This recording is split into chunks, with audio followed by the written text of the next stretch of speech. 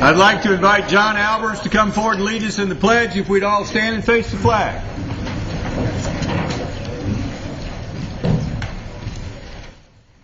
I pledge allegiance to the flag of the United States of America and to the republic for which it stands, one nation, under God, indivisible, with liberty and justice for all. Thank you, John. I'd like to welcome everyone here tonight. It's wonderful to see our citizens engaged and involved in our community, and we all make better decisions up here when you're down here giving us your advice. First of all, do I have a motion to approve the consent agenda? Is there a second? Second. We got a motion and a second by a lot of people. It's just an approval of the minutes. Does anybody in the audience have any questions regarding the consent agenda? All in favor of the motion, raise their hands. Passes unanimously. Before we call the first agenda item, with a room full of people, I want to remind everybody who has not filled in their census form to get it filled in. That's my message for this whole month. It's important for the city of Roswell. It's important for me as a mayor. I have a bet running with Alpharetta and Sandy Springs that who does the best. The other one takes us out to dinner. And right now, we are leading Sandy Springs and Alpharetta in our response rate. So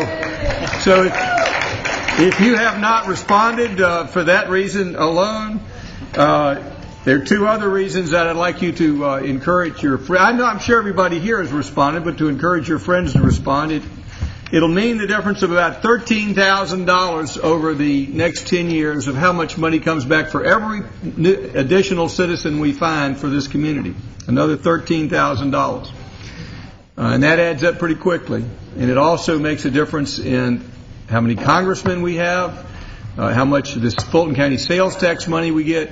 So it is very important for representation. It's very important for dollars. And if you don't want to be bothered by for those folks who say, I don't want to be bothered by the federal government, I'm not going to fill in my census form, remind them that if they don't send that form in, a census taker will come knock on their door. And if they don't want to be bothered by the federal government, get that census form in. So with that, I will call Councilmember Betty Price, liaison of the Community Development Department, to call her agenda. Oh, is count?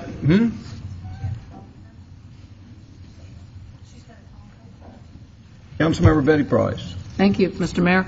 The first item on the agenda this evening is number 1, wireless facility, T-Mobile South, LLC, Lake Charles Drive, adjacent to 1060 Lake Charles Drive. And to present that, Brad Townsend, Planning and Zoning Director. Thank you, Dr. Price. Councilmember Nancy Diamond. Thank you, Mr. Mayor. I'm disappointed, but as many of you know, I live directly in the path of this proposed cell tower, and in order to make sure there is no question of the motives of this council and their vote, I am going to have to recuse myself. I think you'll find pictures of my house on both sides of the presentation, and I'm disappointed to learn that means I have to leave the room because I had lots of questions, but I just wanted to clarify that before we start. You may recuse yourself. Councilmember Price, if you'll proceed. Mr. Townsend, please proceed. Thank you. This is a proposed request from T-Mobile regarding an alternative tower structure to be located at 1060 Lake Charles Drive. An alternative tower structure as defined, this is the definition, it's a man-made tree or clock or bell steeple. It is to be camouflaged within the opinion of council compatible with the area. The proposed tower is to be located west of Lake Charles Drive on approximately 2.8 acres. The subject property is vacant and zoned E2 single-family residential. The proposed tower is to be constructed in a manner to represent a monopine tree. These are similar examples of existing towers of single monopine trees. The structure is to be approximately 20 to 25 feet above the existing pine trees of the area. This is a representation of our existing cell towers within the city of Roswell, shown by the red circles or the blue triangles. The proposal this evening is the yellow represented location. The circle around the existing towers, as well as the proposed one, is a 2,500-foot requirement. This is what we utilize in determining co-location.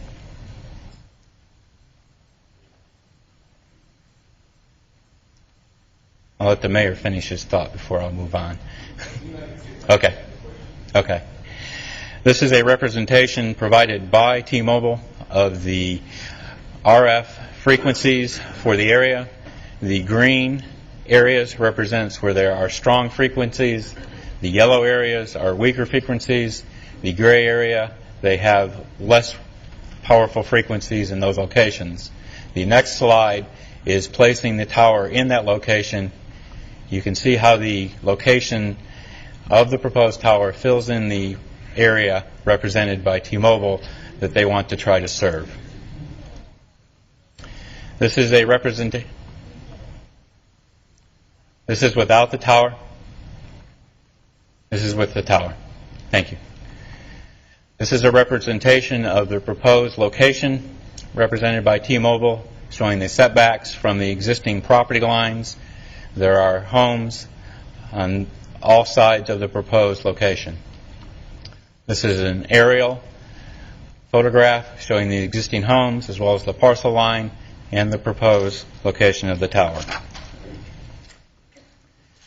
Staff has received, I corrected the larger number but not the smaller number, over 1,000 plus emails, signature petitions, letters in opposition of the proposed location. We provided you a small representation. We have the actual pieces of paper that include each of those petitions in our files this evening, which are representing opposition to the proposed tower. The proposed tower is being recommended by staff, is actually in an alternative location. If you look at this graphic, the blue square represents where T-Mobile has proposed it. The red square is representing where staff would prefer the tower to be located. This moves it approximately 300 feet, or about 250 feet to the east of the to the west of the existing, or where they're proposing. This is a graphic representing staff's recommended location, showing it further to the west on the property. The reasoning for the request to move that, it's staff's recommendation that this location represents the person or homeowner receiving the greatest financial gain is actually also receiving the largest visual impact to the proposed tower. This is an aerial of the proposal from staff. It is recommended action of this evening. It is council is to make a determination that the alternative tower structure is compatible with the surrounding area, and there would be recommendation that it be approved with 3 conditions, which we've included in our staff report. They relate to the site plan, requesting it be removed or moved to the west, that they construct a black vinyl fence around the area on the ground, as well as they add additional evergreen trees to screen that location. That's staff's recommendation and report for this evening. Councilmember DiPolito. Thank you, Mr. Mayor. Mr. Townsend, has the applicant addressed your suggestion of moving the tower? They have not. Okay. Have you presented them with that information, or are they hearing it? They were given that information approximately a week and a half ago. Okay. I guess we can ask the applicant that question. Related to that, what is the height of the trees in that area that you've... All of the trees are anywhere between 80 and 90 feet tall. So regardless of where this would be potentially located on the property, would be 28, right. 38 feet higher than any of the trees? Correct. Thank you. Any other questions, council, for staff? At this time, I'd like to call upon our city attorney, Mr. David Davidson, to advise council on the where we are as far as the system and their discretion in this matter. Thank you, Mayor. To begin, the Telecommunication Act prohibits state or local governments from prohibiting the provision of wireless communication services or from passing regulations that have the effect of prohibiting such services. The federal law does, however, go in and preserve local zoning authority. The city has the ability to talk about and decide the placement, the construction, and the modification of these facilities. There are some limitations to that ability of the city, though, in that they cannot discriminate against certain carriers or favor a certain carrier, and they cannot make it so onerous that it actually prohibits the provision of such services. Federal courts have generally held that any ordinance that inhibits or limits the ability of any competitor to enter into a market violates the Telecommunications Act. With that said, the city does have it in its ability, under our ordinance, the ability to decide whether the construction of a facility is aesthetically compatible to the surrounding properties. They can also decide that a height is too high. They do not require co-location, and if they're trying to get co-location and get 3 carriers on this site, then obviously that's going to be a higher tower than just T-Mobile would require. Now, our ordinance also goes into, in the past, of favoring co-location so you don't have several towers popping up around the city.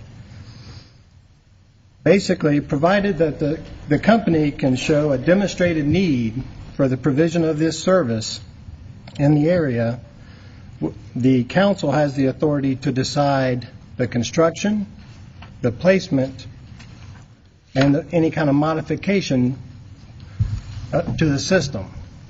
T-Mobile has come forward before, as everybody probably knows by now, and tried to place a cell tower on the city's property where the fire department is.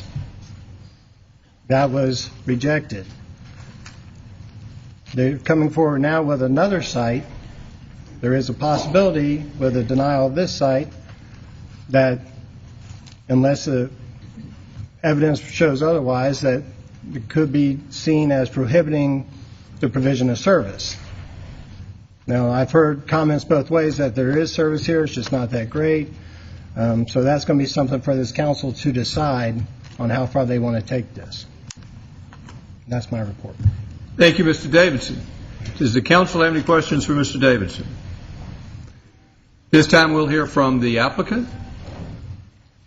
If you'll give us your name and address and who you represent before you begin. Yes, sir. My name is Lanny Green. My business address is 2470 Windy Hill Road, Suite 346, Marietta, Georgia, 30067. I'm here tonight representing T-Mobile South. I also have with me Marquise Lewis, who is the RF engineer of T-Mobile. She can answer any technical questions you may have or why we need this location. She's actually going to come up and give a brief presentation. Also have Mr. Bo Simpson here, who is here to answer any questions you may have on the property valuation studies that we've submitted. I've been involved in site acquisition and permitting of sites for wireless sites for over 13 years, or close to 13 years. One of the first steps we, as site acquisition or zoning folks do, is we go in and we look at the zoning ordinance to determine what the requirements are by the particular jurisdiction we're going into. We also look for other structures that may be available for co-location, which is encouraged by most jurisdictions. That ordinance is written and adopted by a jurisdiction to protect the quality of life, public safety, and property values for the residents of Roswell. We took the City of Roswell zoning ordinance. We looked for a location that would meet our requirements and also meet your code. The first location we discovered or chose as a candidate was the fire station property, which was a part of the city's 2003 wireless facility siting plan. We actually, I believe, proposed a 150-foot tall structure at that location. And as Mr. Davidson stated, the city decided they did not want to move forward with that location. We still have a need to cover this particular area. We went back to the drawing board, so to speak, and looked for additional properties. Also, and I've got one more thing that I'd like to submit. This is I'll submit this to Mr. Townsend. There are some other large tracts located along Shallowford Road, and this kind of gives you a reason why we did not approach those properties. Primarily, it was based on the development of those properties. Clearing and grading would be more significant at those locations, the way the houses set on those properties. The subject site is actually undeveloped, and there's no house on the particular lot. So I'm going to hand this to Mr. Townsend as a part of the record. As I stated, we reviewed the ordinance to find a candidate that would meet your requirements and would also meet the coverage needs of T-Mobile. As you're well aware, the target areas and surrounding areas are zoned primarily residential. More and more folks are using their cell phones instead of their landlines. It's imperative that we be able to cover the houses with this tower. People rely on their cell phones for emergencies, and as the city recognizes this, and that the Nixle program that y'all now have, where people can sign up and get text or get emails regarding an emergency event within the city of Roswell. You know, you're going to need to cover the residential areas as well. People are going to more likely spend more time at home than on the roads in Roswell. So this would actually be a part of that infrastructure. So everyone that wants to can participate in the Nixle program. Nixle would be more effective if it was available to all the residents of Roswell. There may be some folks in here tonight who say they have coverage with another carrier, and it's just fine. I see that as being short-sighted. That would be limiting the market. Competition, this is competition. Without competition, cell phone rates would probably go up. There may be some folks in this room tonight who have T-Mobile coverage and feel that it's fine. I can tell you T-Mobile, in today's economic times, T-Mobile is not going to spend the money that is required to build this site if there was not a need. There is a need for this particular site. I think we have provided quite a bit of information for you to take a look at to show the need and additional documentation for you to review in regards to this site. And what I'd like to do now is have Ms. Lewis come up and give you some details on the more technical aspects of this particular application. Yes, sir. Does the council have any questions for Mr. Gray? Thank you, sir. You may bring up Ms. Nichols.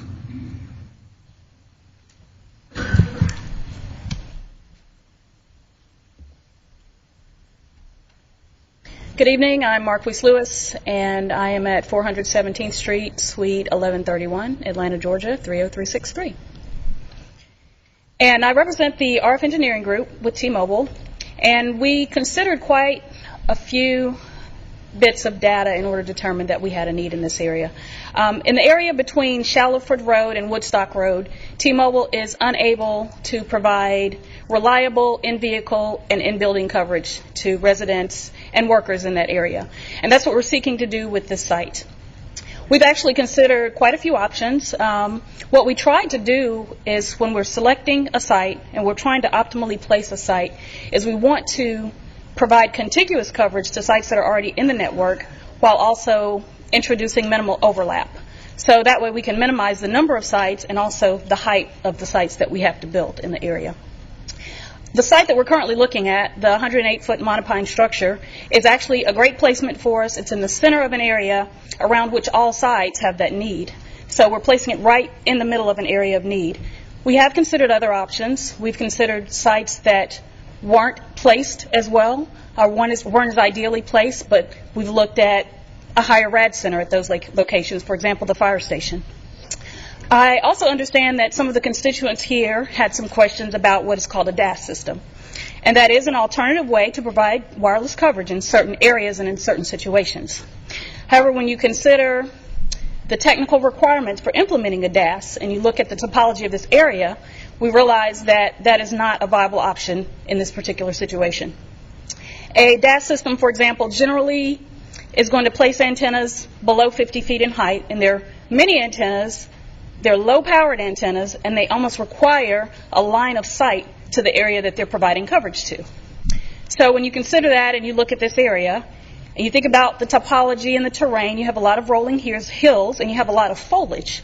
So it's going to be very, very difficult, if not impossible, to provide that line of sight requirement to implement a DAS system in the area, considering the limitations that are in the neighborhoods that we're trying to cover.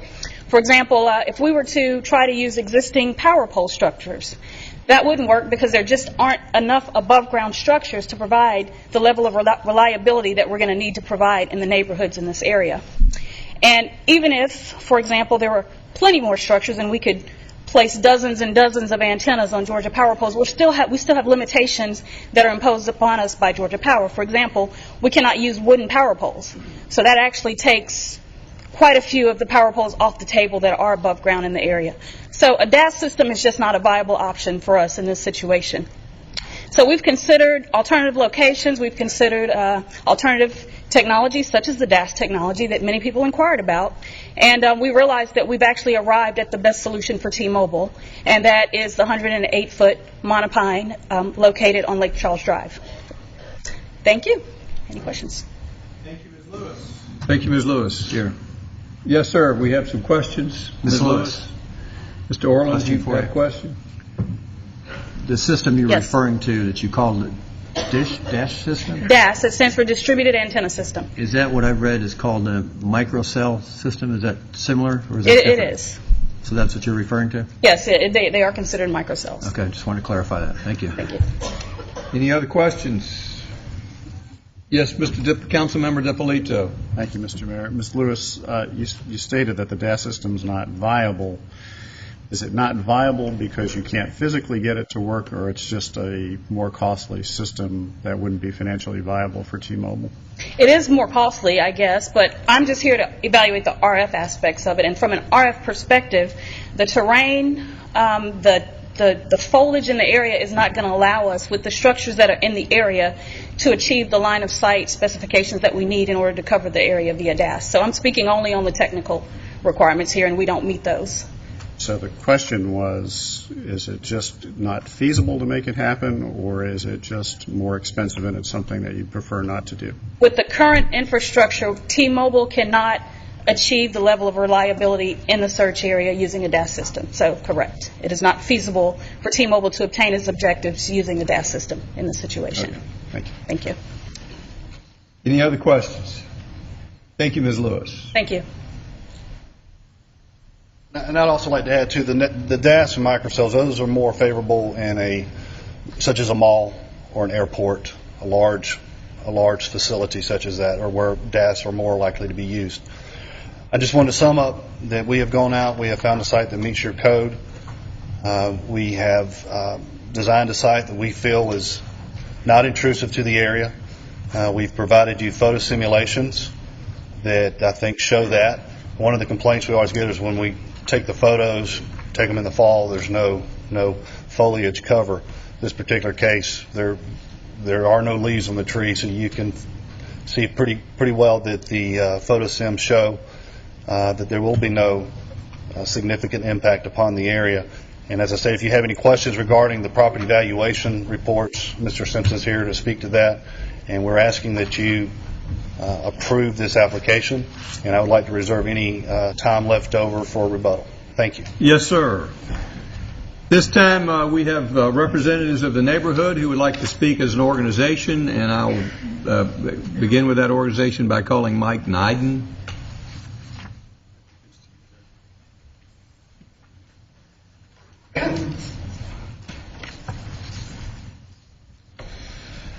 Hi, everyone. I'm Mike Nyden. I live at 580 Indigo Drive here in Roswell in the Lake Charles Plantation subdivision. Mr. Mayor, City Council members, administrators, it's really great to be here. How these last 5 weeks have just flown by.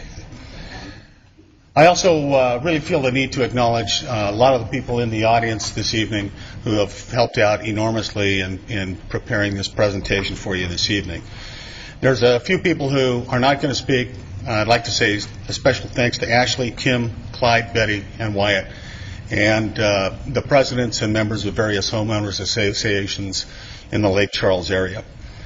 We're going to have several speakers. We hope to keep this brief but cover everything. We have people who are expert or are impacted who will be speaking on various topics. Cookie Levine will be speaking right after me.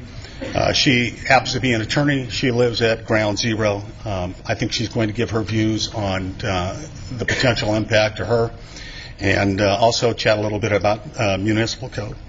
Then Ken Kavanaugh, who some of you may know, is going to speak. He has quite a bit of background in this, having gone through something similar 15 or 16 months ago. Next will be my better half, Trudy, who has 30 years experience in the telecommunications business. She's going to talk a little bit about how we got here and what will happen in the future. Ish McQuillan will be chatting next. She is a T-Mobile customer, and she's going to chat about T-Mobile's coverage in the area. Sherry Ward is a lending professional who will be speaking after Ish. I expect her to chat about the potential financial impact of this cell tower. Trent Orndorff is not from the Lake Charles area, but he lives here in Roswell. He lives in an area that he believes has been impacted, been degraded by a cell tower that was erected nearby. And finally, we're going to have Major Chris Buck, who he and his wife Wendy also live at Ground Zero, and they're going to, I believe, Chris is going to chat about some concerns that he has regarding health. 2 weeks ago, I have to admit, speaking here in front of this group for the first time, I was pretty nervous. So I thought, just to make myself more comfortable, I'd see if I could encourage a few of my friends to come and give me support. Mr. Mayor, would it be all right if I asked a question of the audience? Yes, sir.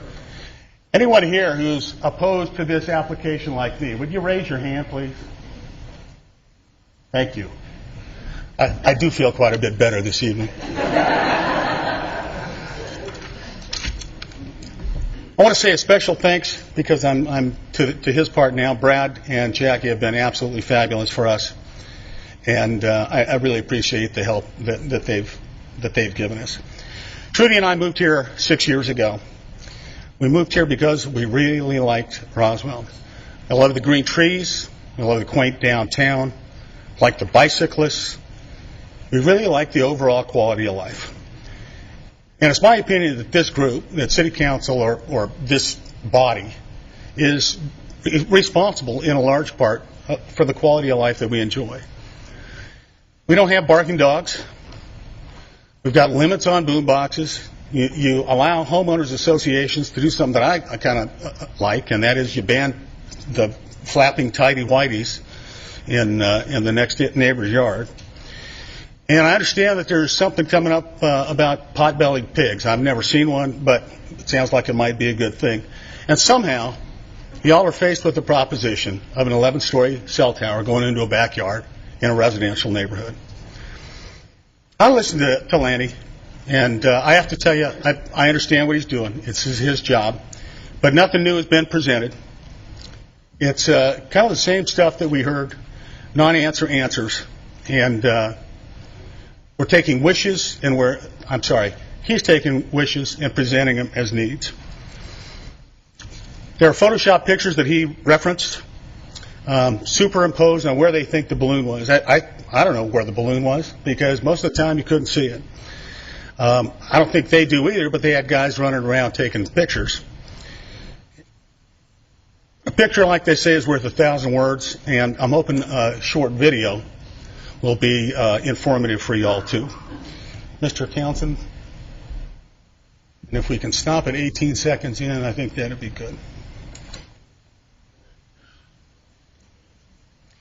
I hope you all can see the balloon there. You've got a little oscillation. Beautiful day it was. Sky's blue. Oh, my. It's coming down. Okay. Oh, how about there? I don't know. If that's 108 feet, I'm missing something. It looks to me like it's more like maybe roof height, 10, 12 feet. If T-Mobile's proposing a tower at that height, I think we have something different to talk about. But they're not. And they describe this, thank you. They describe this as, or maybe it's Mr. Townsend, as a stealth tower. And when I hear stealth tower or stealth technology, it kind of reminds me when I was a kid. I don't know, probably second or third grade. Occasionally, a teacher would pass out something, and it was you had to find the hidden objects in the picture. It was a wrench or something like that. Well, first I want to show you. First, will this project? Okay. But first, I'd like to show you some pictures that were taken around the neighborhood. This is T-Mobile. That's their picture number 25 in the vicinity of. There you go. Thank you. 525 Indigo. That's about 60, 70 feet from my front yard. And as you can see, they identify that the balloon is invisible. Fair enough. Maybe it was down low where we saw it in the video a minute ago. Coincidentally, we had 50, 60 people running around taking pictures because we were all pretty interested. You can see the balloon there. And we've got another one that essentially, that's the same house, same general angle. We've got another picture that shows the balloon here on the right side of the house. So ultimately, I think there were some flaws in the balloon test. I wonder whether the balloon ever reached a total of 108 feet. If it did, it was only for a split second or two. But I mentioned the pass out, where you get to find the objects. And this is called stealth technology, I understand. I would like to do the same thing here and see whether you can find the cell tower in this picture.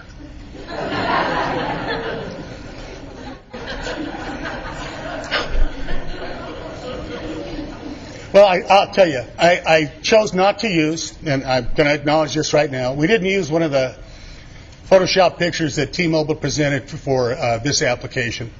This is the one that was at the Mountain Park site, but I think the point is made. Does anybody need more time?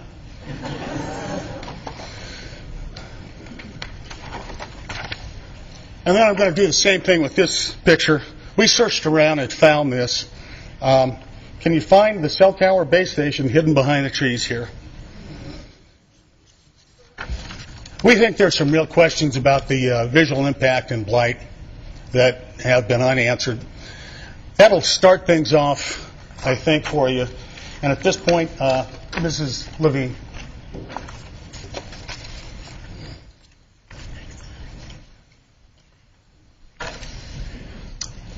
Good evening, everyone.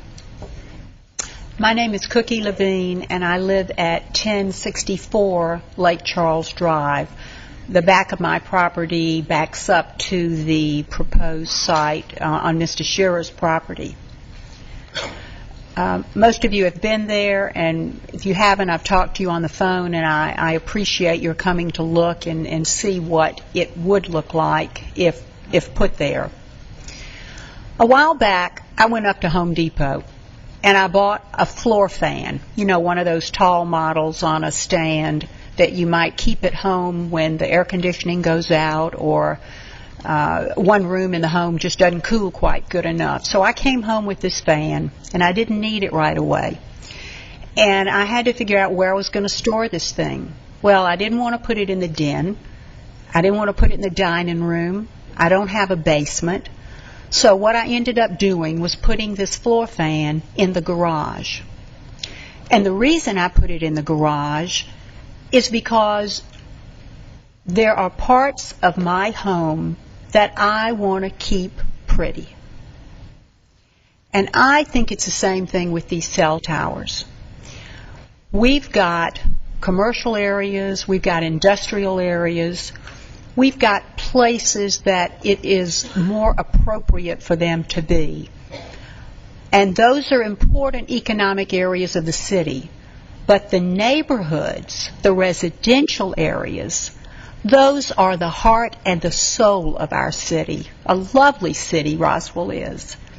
And if you start slicing and cutting into the residential areas of the city, I think it's going to mess up something, and you just might not ever be able to get it back. I don't think I'm any different from any of you up there or anybody else in this room.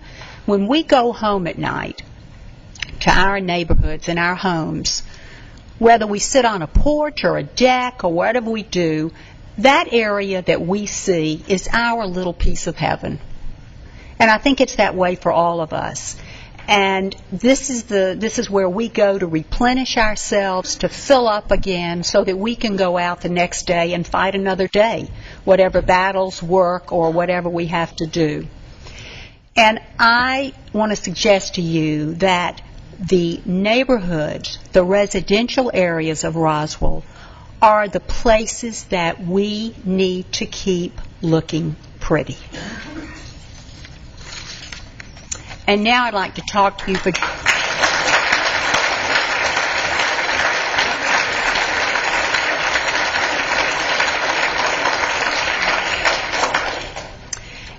Thank you.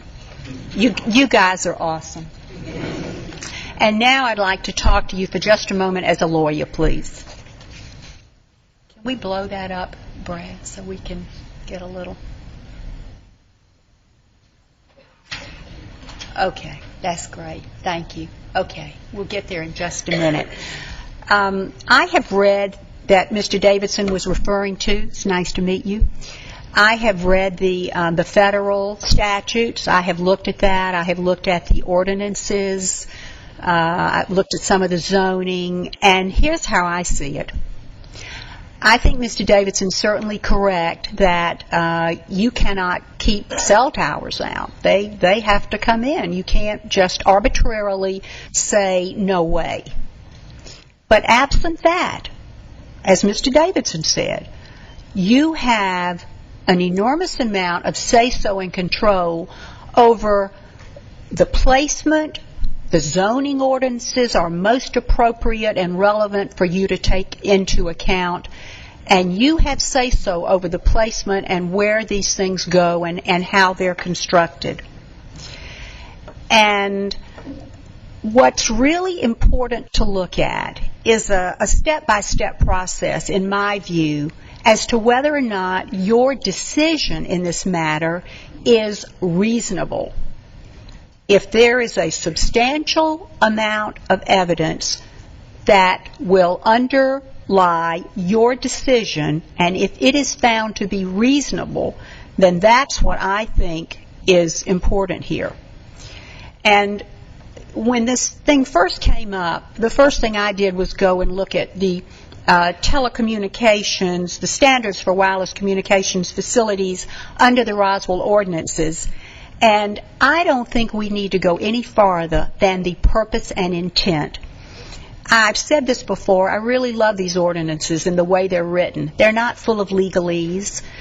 Anybody can understand them, and there is a spirit to these ordinances that really says a lot. And if we can just take a look at it here. The purpose is to establish guidelines for the siting of all wireless communication towers and antennas, which will encourage the development of wireless communications while protecting the health, the safety, the welfare of the public, and maintaining the aesthetic integrity of the community. That says a lot right there. These are the neighborhoods. The goals: to protect residential areas and land uses from potential adverse impact of telecommunications towers, antenna support structures, and wireless communications facilities. To minimize the total number of towers and antennas within the community. To locate telecommunication towers and antennas in areas where adverse impacts on the community are minimized. To encourage the design and construction of towers and antennas to minimize adverse visual impacts. To avoid potential damage to property caused by wireless communications facilities. And next, under little f, to preserve those areas of significant scenic or historic merit. I think these are very purposeful ordinances. I think what you have to look at and consider is you've got two elements of this. You've got the aesthetic impact and you've got potential adverse damage to the property. people who come after me are going to discuss the potential adverse impact. If you make your decision based on the aesthetic inappropriateness of the placement plus adverse impact on the properties, then the basis of your decision is reasonable. And I cannot imagine any jurisdiction in the country or any trier of fact who would feel differently. I thank you very much. You've all been quite responsive to me when I contacted all of you, and I appreciate that, and I wish you the best of luck.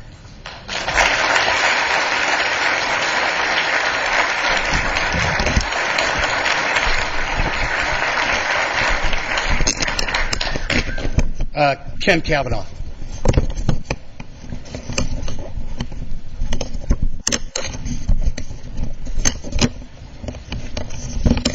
Thank you. Mr. Mayor, City Council, thank you for listening to us this evening on some very important issues to your community. My name's Ken Kavanaugh, and my wife Betty and I have lived in Roswell for 22 years and live at 1305 Lake Charles Drive. I'm a commercial real estate consultant, broker, investor, and an author as well. Like many of the neighbors who have filled this chamber tonight, my wife and I oppose the T-Mobile cell tower application at 1060 Lake Charles Drive. We hope that after you hear our community's strong objections against the construction tower in our neighborhood, that you will judge fairly our evidence and deny the application. The focus of my comments tonight deal with case law supporting cities that have been successful in denying cell tower permits. I have to add, maybe a little mixed up with Cookie, she's the attorney, but here I am. So, although I'm not an attorney, I have served jury duty. While deliberating the deregulation of the telecommunications industry via the Telecommunications Act of 1996, which we all are hearing a lot about these days, Congress had the wisdom to foresee the need to give local jurisdictions the power to maintain reasonable influence over zoning, location, and siting of proposed communication towers. Sort of restating some of what David covered earlier. Section 704 of the 96 Act preserves local government zoning decisions. However, this section also limits the state and local governments of what you can do.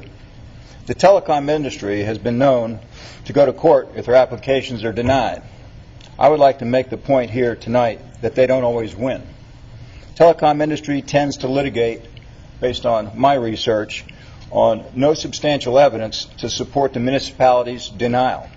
Unreasonable discrimination, i.e. favoring one carrier over another, prohibition on cellular services, and procedural errors by the municipalities. I submit that we are providing testimony tonight that qualifies as substantial evidence. Also, the denial of the subject application would not rise to the level of unreasonable discrimination against a particular wireless carrier. Roswell has allowed approximately 30 locations for communication antennas, and there are 67 communication towers within a 4-mile radius of Lake Charles Drive, thereby eliminating the argument of prohibition of cellular service in our area. And Roswell's system of records, transcriptions, and written notices provide reasonable written records to T-Mobile. Key reasons this nation's courts have upheld the denial of cell tower applications include zoning, aesthetics as they impact the community, testimony about loss in property value, which you will hear tonight, and safety concerns about towers falling. As an example, I'd like to refer to 2 cases that were settled in favor of the cities. Also, the Supreme Court has ruled unanimously that telecom companies could not sue municipalities for monetary damages for refusing to permit a cell tower. A U.S. Court of Appeals for the 11th Circuit, which has jurisdiction over Georgia, at a case, the U.S. District Court for the Southern District of Florida ruled in favor of the local zoning board in the village of Wellington, saying the board did not improperly reject the application of a wireless agent in 2003. The application was for a 120-foot monopole with antenna concealed inside to be built in the village's golf and country club within a residential community. At the 2003 meeting, the village, after hearing the residents' objections, refused to issue the construction permit. The residents' primary objection was that the impact of the pole would have on housing values. Residents testified they would not have purchased their homes in that location if the pole was present. A local realtor testified that the cell tower would adversely impact home resale values. The wireless agent from Metro PCS sued the Village of Wellington. The district court held that the village did not violate the Telecommunications Act. The wireless agent then appealed the ruling to the U.S. Court of Appeals for the 11th Circuit. Among his arguments was that the village's denial was not supported by substantial evidence as required by the Telecom Act. In May of 2005, the Court of Appeals affirmed the district court's decision. A key element of their opinion was that aesthetic objections coupled with evidence of adverse impact on property values and safety concerns can constitute substantial evidence.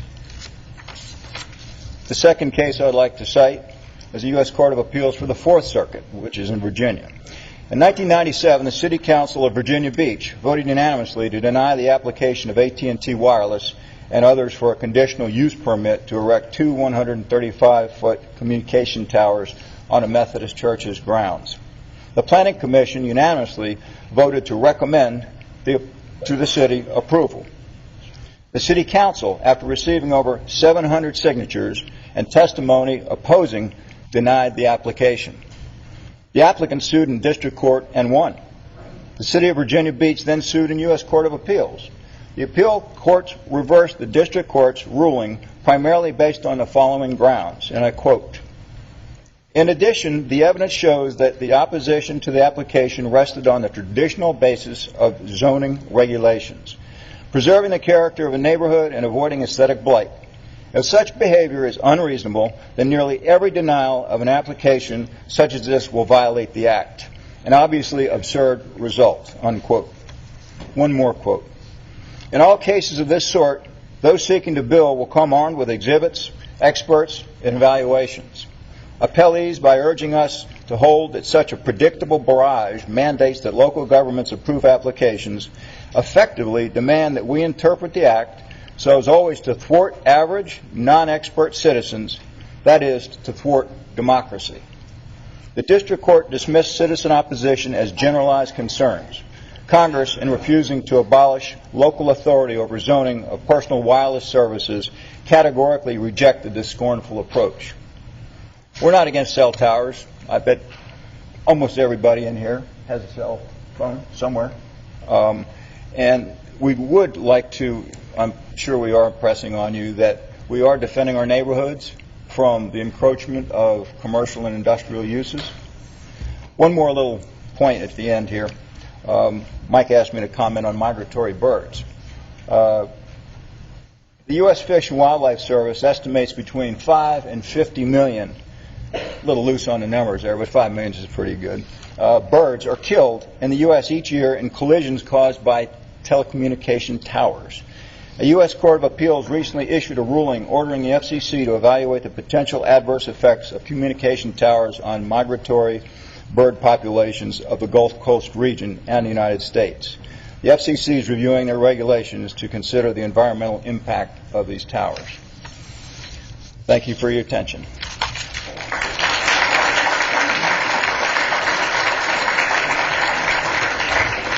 And now my better half, Trudy Knighton.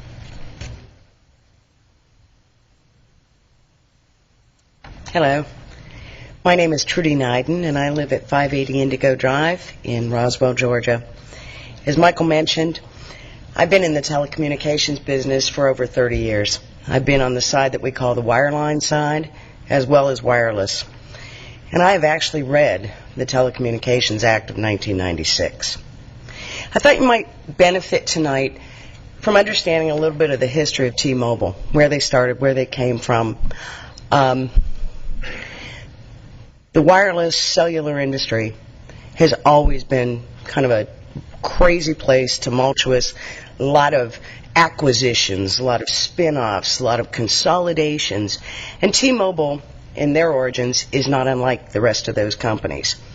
T-Mobile began as a company called Western Wireless out of Bellevue, Washington.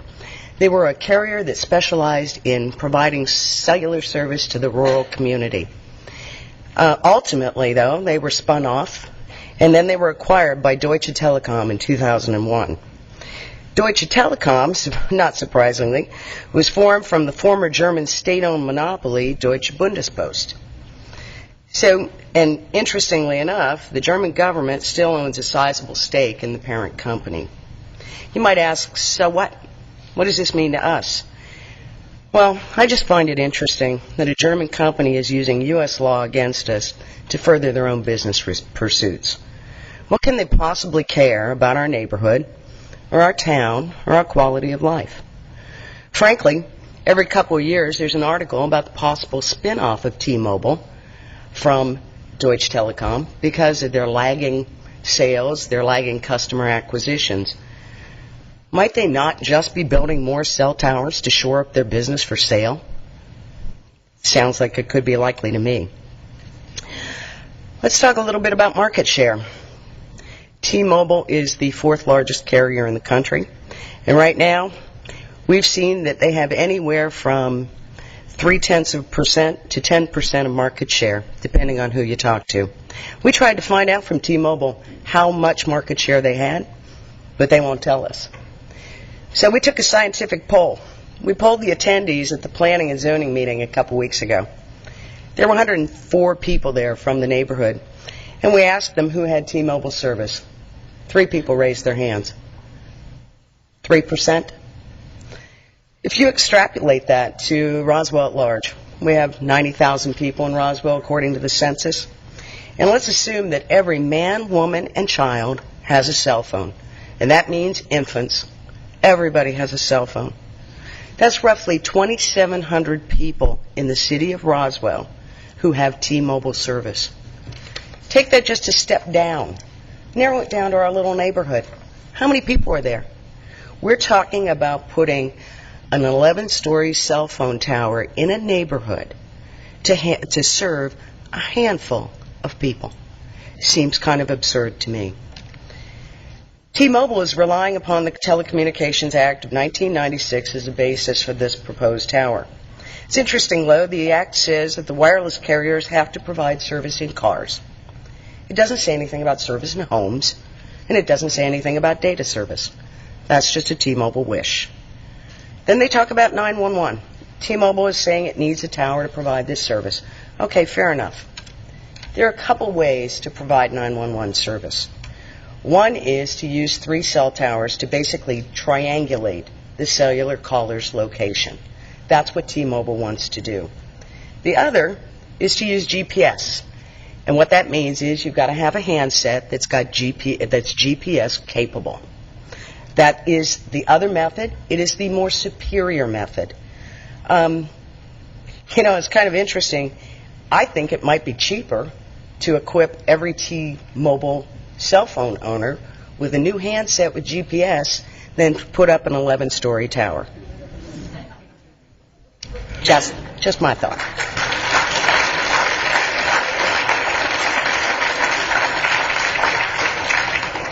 Another concern we have is the Katrina rule. This rule was put into effect after Hurricane Katrina, and it said that cell phone providers had to maintain power to the towers in case of a general power loss. The rule was in force, but it isn't any longer. It's on hold. The cell phone providers had a little difficulty with the language. That language is being rewritten, but we're pretty sure that this Katrina rule is going to come back in some way, shape, or form. And what that means is that T-Mobile would have to provide continuous power, maintain service from this tower in the event of a power loss. Now, that means, to me, it means a generator, it means a diesel generator, it means diesel fuel, it means diesel storage. It's not on their diagram today, but you can darn well bet it's going to come back. It's real interesting. They're so concerned about providing 911 service. They don't have backup power to this tower that they're proposing right now. What happens to 911 when we lose power in the Lake Charles neighborhood? Frankly, for everybody who lives in that neighborhood, we lose power when the wind blows. I mean, seriously. And we lose it for no apparent reason. Finally, technology is an awesome thing. It's moving fast. It's moving faster than I've ever seen it. And frankly, folks, I have been in this business a long time. It's hard to stay on top of it. And it's awesome. Everything is becoming miniaturized. I mean, we bought a new television 2 weeks ago. Took 4 guys to move this monster out of my living room. We replaced it with a big old screen that I can take and move anywhere in my house without even stressing about it. I've got a PDA on my hip, a BlackBerry. I can do everything on this PDA that I can do on a laptop. That 10 to 15 pound brick I tend to carry around everywhere, I can do it now on a PDA. Cell phone service is no different. It's not 10 years from now that the cellular technology is going to be there to go small. It's coming fast. AT&T just announced a gizmo for $150 a month. You can put it in your house. It's like having a mini tower right in your house, and you're going to have awesome service. Where's T-Mobile with this kind of technology? Why aren't they out there with it? And finally, what happens when technology evolves? It evolves fast. And a couple years from now, 5 years from now, 10 years from now, those cell towers are obsolete. And those carriers don't care about them anymore. And the weeds start growing up around them. And those cell towers start to rust. Who's going to take those out? We're just going to get to live with those forever and ever. So I thank you all for listening. And I'm really opposed to this cell phone tower going into our neighborhood. Thank you.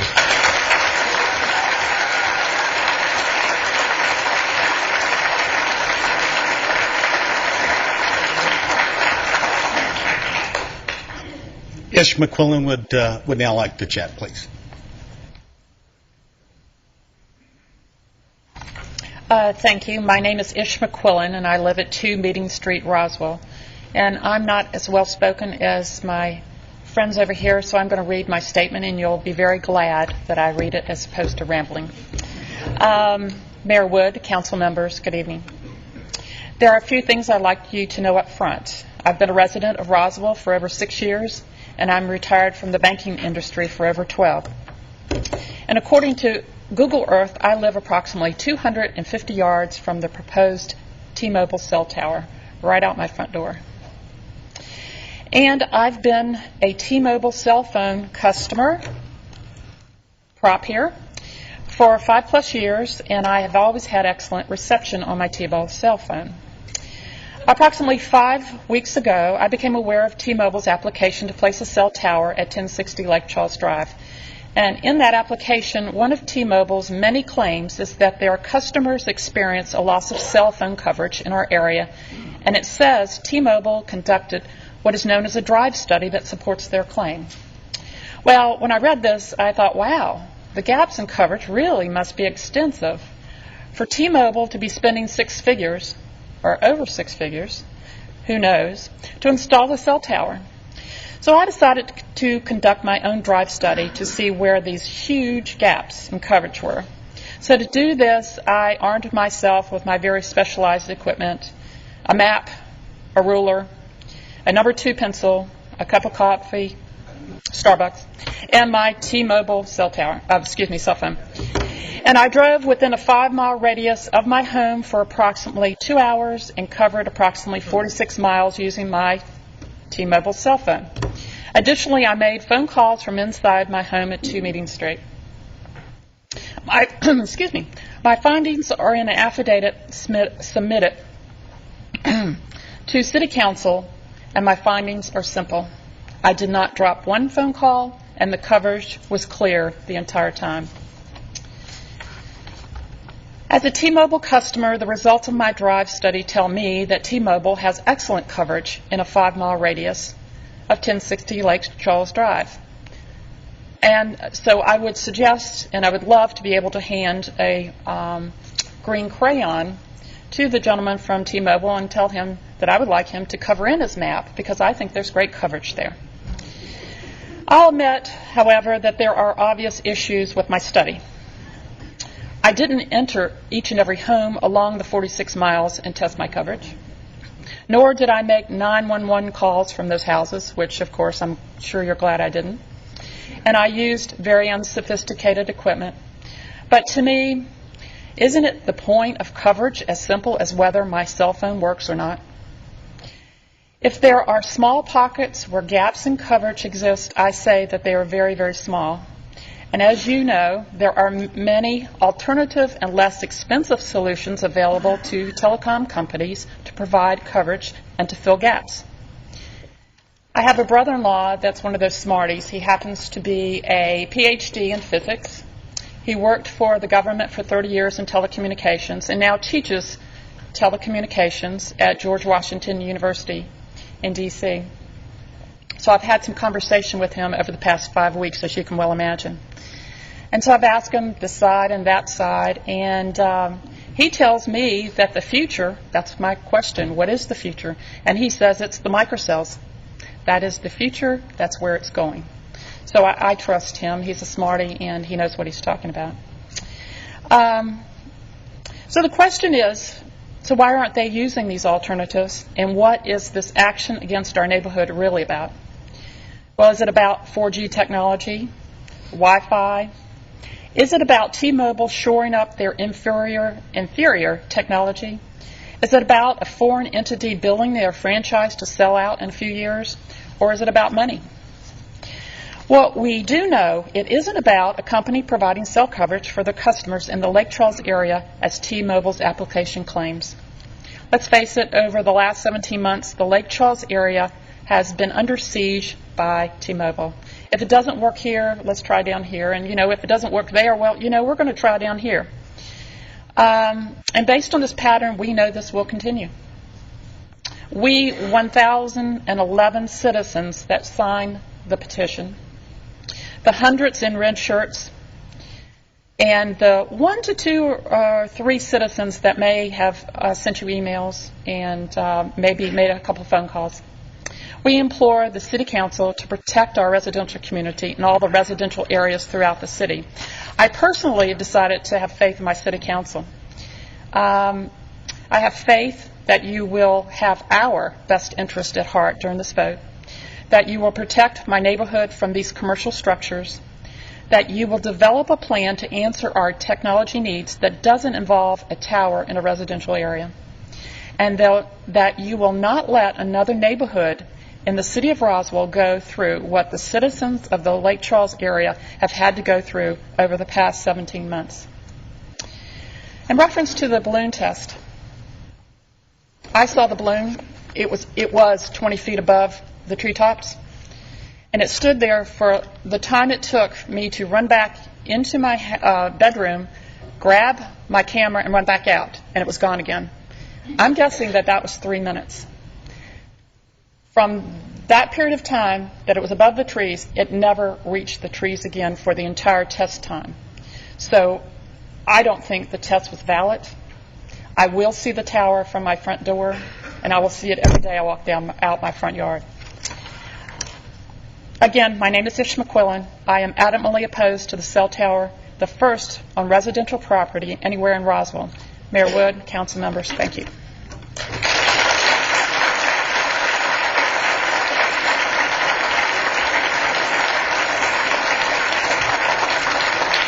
Next will be Sherry Ward.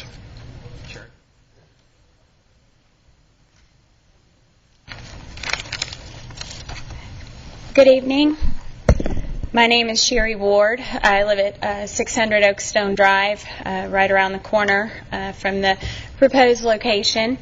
I'm a mortgage banker with the largest residential lender here in Metro Atlanta, and I'm a native of Metro Atlanta as well. I'm strongly opposed to the location at 1060 Lake Charles Drive in any residential neighborhood location, and I'm going to tell you why. As part of my job, I deal with residential appraisals on a daily basis. Essentially, a property will be assigned a value based on things such as square footage, number of bedrooms, upgrades, location, and the view that that property will have. And I'm going to come back to the view here in just a moment. They're also based on what homes that are similar to that home, what we call comparable homes or comps, have sold for within usually a 1 mile radius and usually within the same neighborhood or subdivision. For the purpose of a mortgage, we look at homes that have sold within the most recent 6 months. Those have sold most recently working backwards. If we can't find enough homes within the most recent 6 months, we'll go back as far as 12 months and use that data for our analysis. Now, when you mention view, homes that have what's considered a superior view are going to seek a higher sales price and higher sales value. An appraisal value, those with an inferior view are going to seek a lower sales price and lower appraisal value. A superior view would be things like view of mountains, a view of a lake, view of the woods, things like that, depending on where you're located. For those of us in the Lake Charles area, some people could advertise if they're listing their home for sale. They could advertise that they've got a view of a lake.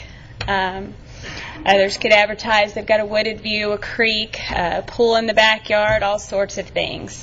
Today we're here because we've got the option to discuss whether or not we get to advertise the giant cell tower in our yard. So for some of us, that might be a good thing. Others of us, it's not a selling point. Doesn't really invoke this same kind of tone or sales factor that the lake with the cute little ducks does. So I guess you kind of get the point there. So what happens when you have something like a cell tower in your yard, something that we would consider ugly or unsightly or unappealing in view of your home? Is people are going to buy a home that has the lake view. They're going to buy something with the wooded lot. So that home that faces the cell tower, it's going to sell for less. And that's if it sells for at all. So those people that have that home, if they have to leave, and people do have to sell their homes, they get job transfers. People get sick, they need to relocate, people get divorced, things happen. If they can't sell it for what they needed to, it may go into short sale, it may go into foreclosure. When you see short sales and you see foreclosures, you really have a problem. It may sound dramatic, but it's reality. I see it every day. I get phone calls every day from people that can't sell their homes and can't even refinance their homes because they're upside down. They owe more than it's worth. They may not be able to sell it for what they paid for it a few years ago, and it's heartbreaking. It's very, very, very sad, and there may be nothing wrong with their home. It may be a beautiful place, perfect home, great school district. They may not have a cell tower that they have to battle with, and they already have an issue. You add a cell tower to the mix, and it's a hopeless situation. Power lines, anything like that, it's just a bad situation, and it doesn't make sense. Buyers today are extremely picky. I've got 2 customers I'm working with right now. They wrote contracts, binding contracts, where they put down earnest money. They paid for home inspections. This is an expense, and people are tight with money today. They paid for those home inspections, went through the entire process, and changed their minds, backed out of the contract, and I'll tell you why. First customer decided that house sat too close to the neighbor's house. And that house was sitting there the entire time. The house didn't get up and move. It was there. Didn't go anywhere. Decided it was sitting there the entire time. Now, I've done my job. I did all my work, so I was a little frustrated. Agent's a little frustrated, but that's our job. So, if you don't think that person's going to think twice about a cell tower, think again. Second customer decided Their house was too close to a highway. I can hear the cars. I can hear the cars at night. I'm never going to sleep. I don't think I'm going to be able to resell this house because somebody else buying this house is going to think it's too close to the highway too. They had done the same thing. Earnest money, paid for an inspection, backed out of that contract. Buyers are picky. They're not going to buy a house next to a cell tower. Not in this market, not when there are other homes to choose from. Just so you don't have to listen to just my opinion, I also solicited the opinion of a real estate professional here in Metro Atlanta. I asked Todd Roseberry, who's also a native Atlantan. He's been in the business in real estate for 16 years. He's the owner of multiple Keller Williams real estate offices and has managed an office with over 100 agents for 6 years. I'm going to quote him here. Let's quote Todd. "Cell towers kill your neighborhood values, that is. The median price drag from a cell tower in a residential district will be between 5 to 35% per home on average.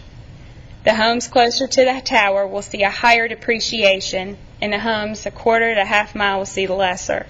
You can argue all day long whether cell tower transmission does or does not affect someone's health. We have been doing this since the 70s with power lines. You'll find endless and very compelling research that will prove that there is or is not a health effect, and I promise you the results of each study will depend, A, which side you're on, and B, who's selling what.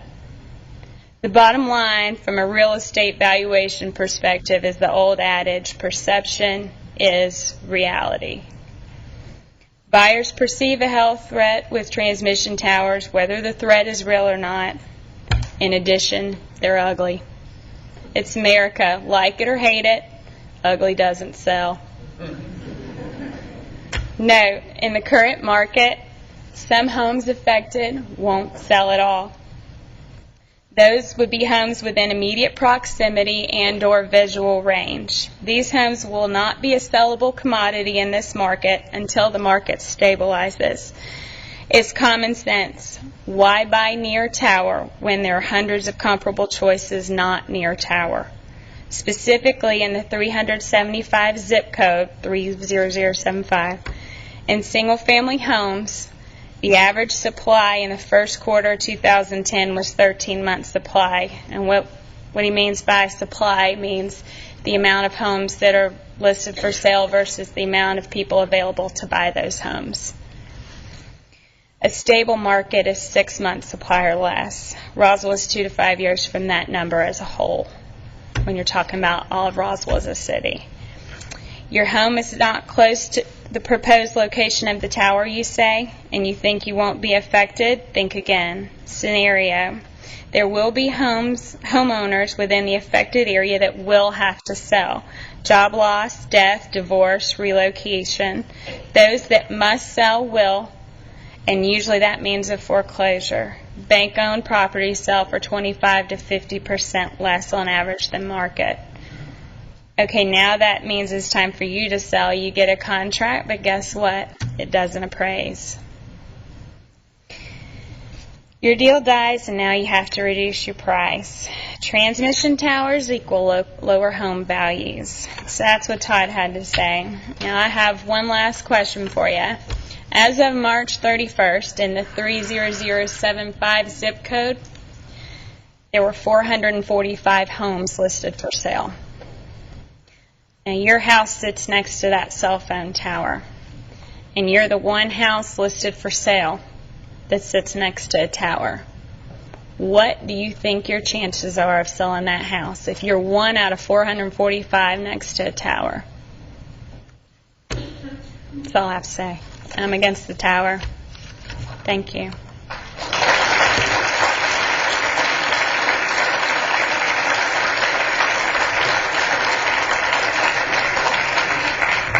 Trent Ohrdorf doesn't live in the Lake Charles area, but he's got a perspective that I think might be worthwhile hearing. Trent?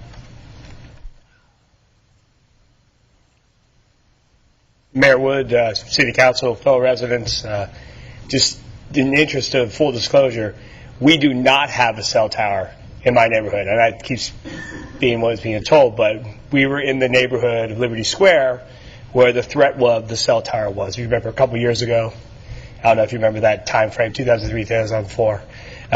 But my name is Trent Orndorff. I live at 180 Worthington Hills Trace Drive in Roswell, Georgia. Came here in 2001 with the U.S. military. My wife and I, both were active duty. Actually showed up here. We're showing the housing areas down near Fort McPherson. About had a heart attack and discussed driving to Fort Bragg, North Carolina. So I go back to the 82nd and sign in while we were on duty there and find a place to live. And we had a real estate agent call us from up here in Roswell. They said, it's like 30, 35 miles away. Well, look, we're not living down here. So we drove up to Roswell, fell in love with the place. Got a nice little neighborhood. Price was good. We figured we could turn around and sell the house when we got orders to go somewhere else, which military happens all the time. And just decided we wanted to stay, and we both got out. We have 2 kids. We lived in a fantastic neighborhood. And we had the threat of the cell tower. We had a homeowners association. We had discussions with the homeowners association how we were going to fight against it. In 1 month, 35 homes went on the market in our neighborhood. Out of those 35 homes, almost every single one of those residents put their home on the market because they were scared to death of what was going to happen when the cell tower came up and they were going to lose the value on their property and weren't going to be able to sell it. So they made the decision to put it on the market ahead of time. The entire summer, at least 25 to 35 homes were on the market every single day. That neighborhood went from being a nice middle-class neighborhood to now where we're talking about views. My view is now chickens, not always alive, dead chickens sometimes, garbage, vehicles, all kind of junk that you can't even believe. I spend more time calling the city asking for cleanup. I drive out of my neighborhood, I see gang graffiti. I see drug deals. And that's also coming from a Roswell Fire Department member. And I'll leave his name out of it, but he has talked to the chief of police several times about the drug deals that occur both in front of his house and behind his house. That neighborhood is tanked to the point that right now my wife and I are looking at losing $70,000 to $80,000 in our home to get out of that neighborhood. We are really, really, really disappointed in what happened in that neighborhood. And when I came in here, when we were doing the proclamation for Milton County 2 weeks ago, and I heard them speak, I approached them afterwards and said, I'd like to tell you what happened to me just on a threat of a cell tower. Just a threat. And I'm not telling you, they can say whatever they want to do about property values not going down. We experienced it. And if you want to experience it, come on over on my neighborhood. Come at night one time and see what it's like. It is a disaster. And I know what gang graffiti looks like, and I know what drug deals look like. I've been around the block more than once, and I'm telling you, we will be out of that neighborhood. If we can't find a decent home in the Roswell area, we're gone. We'll leave Georgia, and I'm extremely disappointed in that. As much as I love Texas, I never thought I'd be going back, but we are really seriously considering that now. So I would suggest to you, suggest you listen to me, deny this application, allow these people to keep their residence in a decent, allow them to keep their property values, and keep this city pretty. That's why we stayed, and thank you for your time.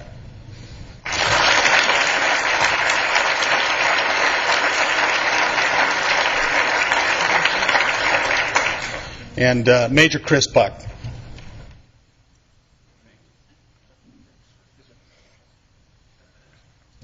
I know it's getting late, so I'll keep it brief.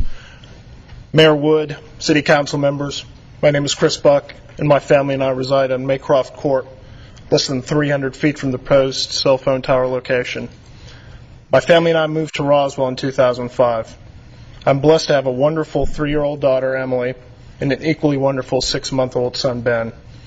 Wendy and I feel extremely fortunate to be able to raise a family in such a wonderful community, with excellent schools, abundant parks, and many other places for a growing family to spend its time.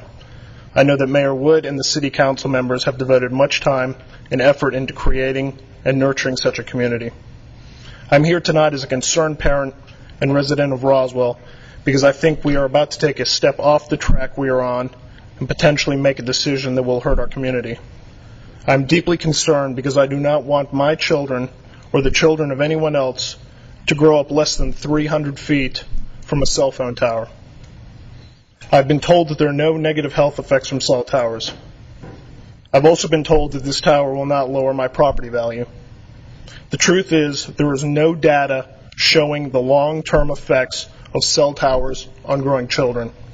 Don't take my word, take the National Academy of Science's word. The issue that we are debating tonight is a property rights issue. The citizens of Roswell have the expectation and the right to live in a safe community. Tonight we set a precedence on what we believe as a community and what direction we want to take the city. Do we want to side with our citizens for a better community, or do we want to side with a corporation with short-term goals for increasing sales with no regard for who or what it affects? I work in the aviation field, which is naturally very safety conscious.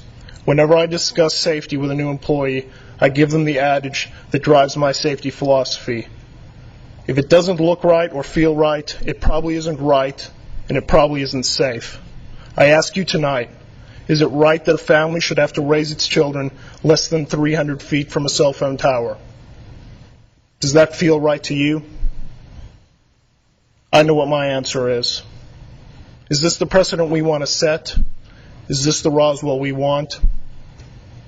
Thank you for your time. Thank you for your thoughtful consideration.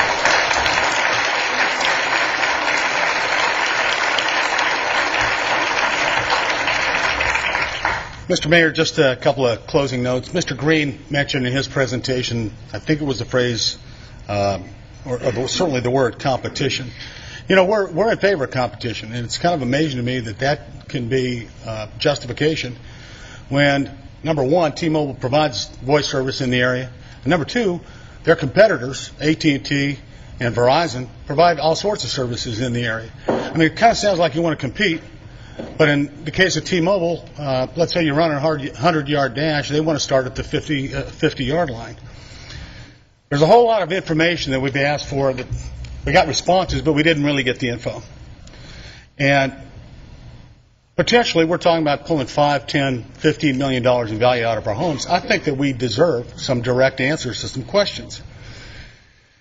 We asked them to substantiate their claim that they have local customers who demand service. And they came back and the word was, that's essentially proprietary.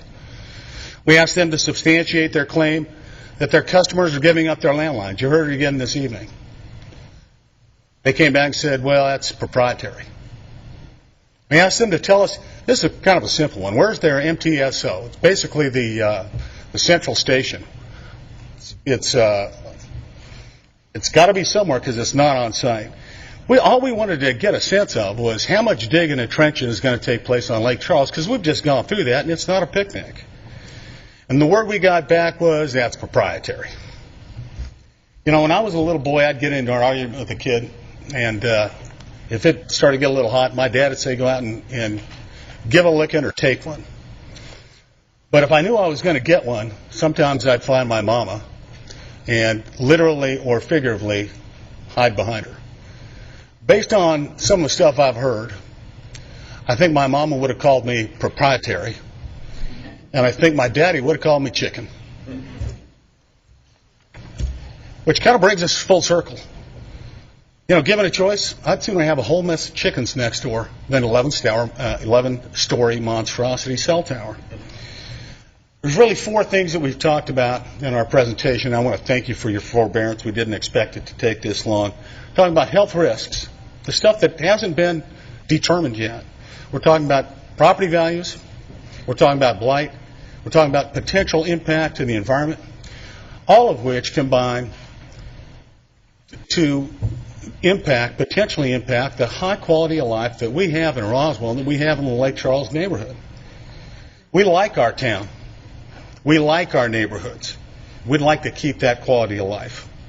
And I encourage members of council to deny the application as it's been submitted. Thank you very much.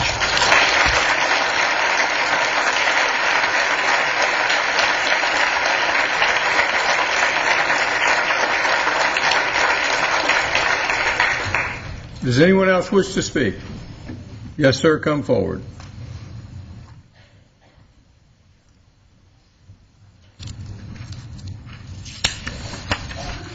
council members, and mayor. My name is Jeff Anderson. I live on 1021 Lake Charles Drive. Lived there on and off since 1985. And I'm also a lawyer. I'm here today to tell the council that I believe, upon my review of the TCA, that your decision here today is simple. There's substantial evidence has been provided by the 6 or 7 witnesses you've seen so far today that shows it's simply not in the best interest of Roswell to move forward with this cell tower at this time. It would not be difficult to defend this decision in court. Because of this, today I'm willing to offer my services pro bono to you to defend the city should T-Mobile decide to sue the city if the application is denied.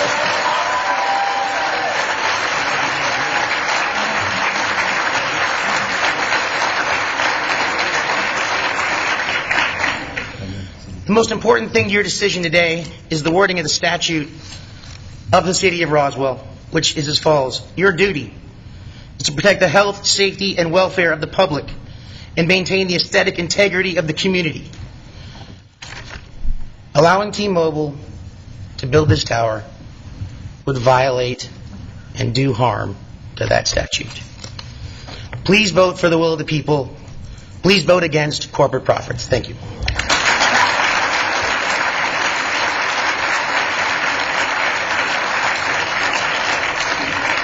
Who else would like to speak? Yes, ma'am, come forward, please.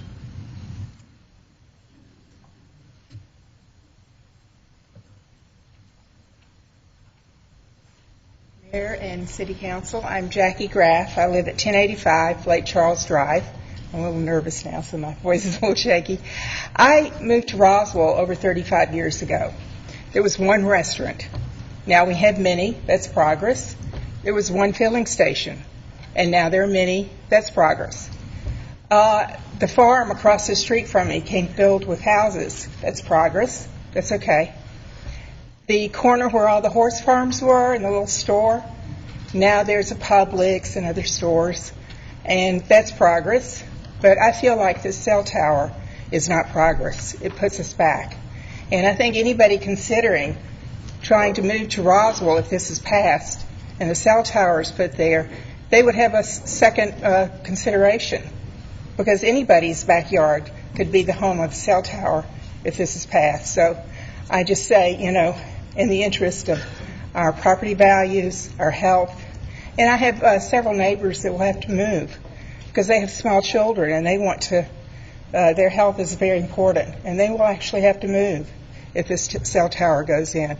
So I thank you for your attention, and let's keep Roswell like it's always been. Thanks.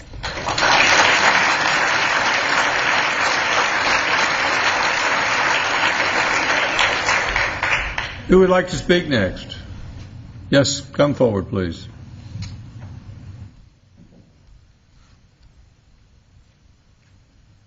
Good evening. My name is Kirsten Hale, and I live at 1240 Waterford Way.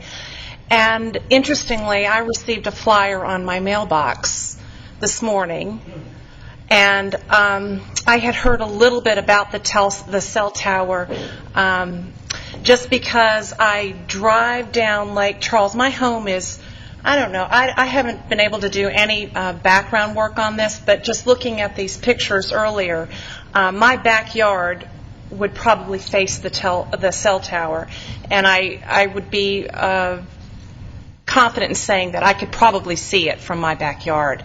My question is, the Lake Charles Road has been it's been closed down for construction for sewer and water area.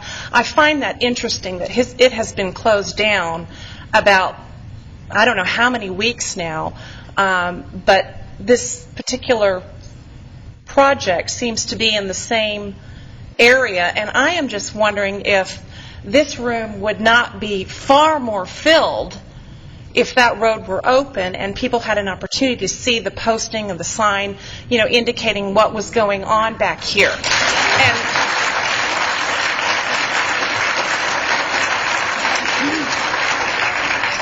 I am just hopeful that this is not something that is going to be swept through or pushed through. I just find it interesting, the coordination of that construction and this particular project. And I truly feel that there would be more people in this room. There would probably be a greater number of people opposed to this if that road were open. And I think everyone has done a great job tonight. And I didn't expect to speak, but I thank you for your time. Thank you.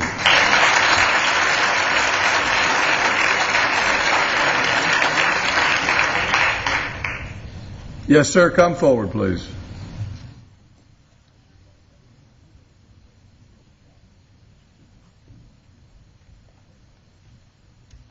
John Albers, 530 Junction Point, Roswell. Mr. Mayor, council, staff, and fellow citizens.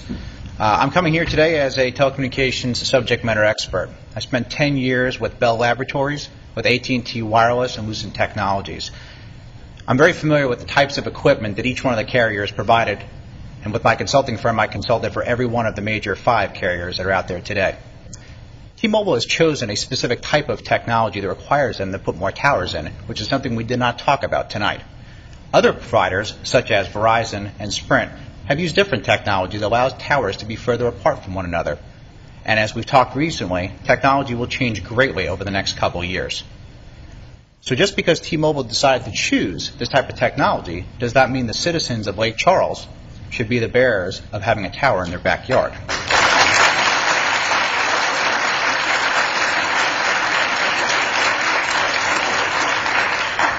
The second is sale and valuation, which was mentioned twice. It's important to understand when telecommunications go up for sale, they are sold by their assets, not in a traditional sale, which is done by profits or revenue. Assets are things such as towers and cable and infrastructure. The reason for this going in is for simple fact of making the valuation of T-Mobile higher than it is today. T-Mobile will sell in the next several years. That is probably a business foregone conclusion. And while we wish them nothing but luck and to have great service anywhere in the city of Roswell or anyplace else, not at behest of our homeowners. The last but not least is precedence. If it goes in Lake Charles, will there be one in Roswell Station in my neighborhood next? Or will there be one on the 3rd hole at Willow Springs in the golf club? Or will be the one right behind the clubhouse at Horseshoe Bend next? Once we set the precedence of allowing this in residential areas, it goes downhill from there. I think the answer is clear tonight. Thank you so much for your service. I obviously oppose the tower. God bless you. Thank you.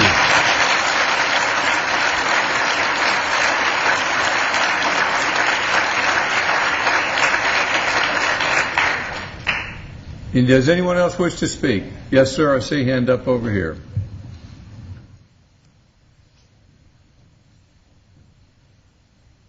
If you wish to speak, please come to the front of the room. It will move this more quickly. If you wish to speak next, see if you move to one of these front rows. If I don't see anybody moving to the front row, we're going to close this after this individual, and then we'll get back to the applicant. My name's Earl Vick. I've lived here for several years, and I was reading in the paper just this past week that Roswell was one of the best cities in the whole United States. And I said, yes, it is. And it's because you people up there and the people before you that sat in those chairs, it's because you've done a wonderful job, and you still are doing that. And I just wanted to tell you that I appreciate it, and I'm enjoying living here in Roswell. Thank you for speaking, Mr. Vick.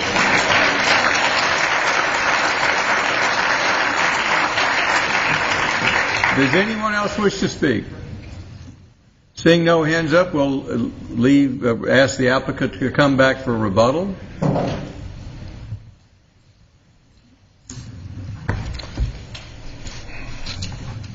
Well, first of all, I'm going to try to address all of the concerns. I think if I did, the applicants that are behind us are going to join these folks in wanting to knock me down to the ground. I'm not going to address the case law that was brought up because I'm not an attorney. In regards to the first one, the photo sims. Photo sims are not perfect. I don't believe they were required as a part of the application. When we did do them, it may have been windy, but I have every faith that the consultant we hired to do the photo simulations had the knowledge to know when that time, that they've done hundreds of them, and knew when that balloon was where it needed to be to take the photograph. Mr. Knighton's photograph was actually of a 150-foot tall monopine that I believe is to be located at the, or was one of the proposals at the fire station. What you have before you tonight is a 108-foot monopine. This particular tower, like has been stated before, is to be 20 feet above the existing tree canopy. We, in regards to staff's recommendations regarding additional plantings, we're willing to come along and put like a 5-foot buffer along the 3 adjacent properties to the east. I think they want to surround the compound, but we're willing to put a 5-foot landscape strip along Ms. Levine's property and the other 2 adjoining us to the east with Leland cypress, similar to what Mr. Shearer has going down his driveway now. In regards to moving the site to commercial areas, I'd like to, this is I don't know how well you're going to be able to see it, but this is the zoning map of this particular area.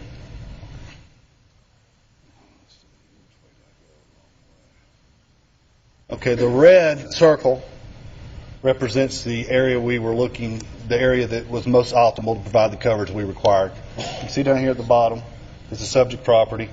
Up here is the fire station property. But what I'm trying to show is this entire area is zoned residential.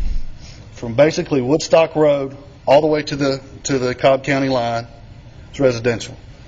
And basically from Crossville Road south is residential. There is no area other than residential to provide service or to locate a site. We took your ordinance. Your ordinance states that we can apply for a tower in a residential area based on certain criteria. We have met that criteria. People have stated in regards to the stealth tower. Well, it states in the ordinance man-made trees. This is a man-made tree. We have certain setbacks we have to meet. We meet those setbacks. We have taken your ordinance. We initially actually, based on the fire station property, a site which was shown on the 2003 facilities map as a potential candidate, we made the proposal to go on that site. And the city decided it did not want us to move forward with that location. We've dropped the height from that original proposal to 108 feet. We can only do what we're provided with by the city. And we have gone out and diligently searched this area. We have found a site that meets your ordinance. Your ordinance was written to protect the safety and welfare of folks. And I would think that there was a lot of input put into this particular ordinance in regards to that. Now, I know some of you may not have been involved with that back in 2003 or whenever the date of the ordinance was adopted. But we can only go by what we're given. Now, I don't know as far as what Verizon or what AT&T have out in that area, but that area is all residential. And people are right. We still have a need for service. Even though the fire station property was rejected, we still have a need for service. So we're going to come back out there and try to find a site that meets the ordinance, which we did. The city has this, as I indicated in my initial presentation in regards to the Nixle. You know, the city, and it's a great system. Cobb County has a similar system. That's not going to work if the infrastructure is not there. It's not going to work. And you got to think to yourself, most people are going to need that service at home. They're not going to need it in commercial areas because they're going to be at home. A lot of them may not even work in the city of Roswell. They're going to need them at home. So Bo Simpson is here, and I'm going to let him come up, if it's okay with y'all, to speak about property values. That seems to be a concern as well. And I'm going to have him come up and speak to that and answer any more questions that y'all may have. Thank you.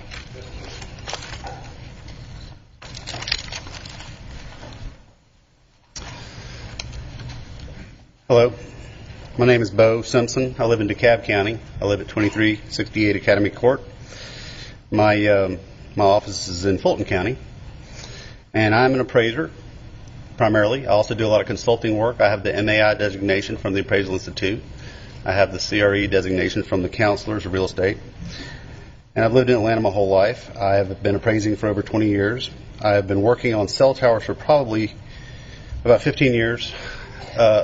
In the last 10 years, they constitute a very small part of my business because, for one reason, the growth of the networks has not been as dramatic.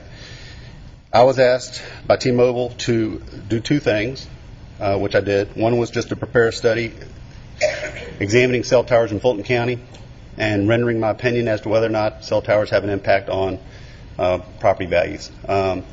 Residential properties sell most often. They're the easiest location to try to prove or disprove whether this happens. This tends to be the setting where it comes up in residential or close to residential areas, and so we focused on that. Fulton County has a lot of cell towers. I think we looked at over 1,000.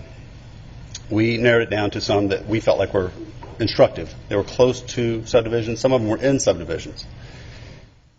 You know, there's a lot of differences between houses. You all know that. And there's a lot of things that influence the price of a house. So the perfect example for us would be a brand new subdivision that has a cell tower in it. And some of the homes can see it and some of the homes can't see it. Another example would be a brand new subdivision that was half built and half sold, and then a cell tower is built, and then the other half is built and sold. And we've found examples like that. And we've gotten empirical data and looked at it, and we've looked at the averages. We looked at the price per square foot in every other way and tried to discern whether or not these cell towers have any influence on value. And they don't.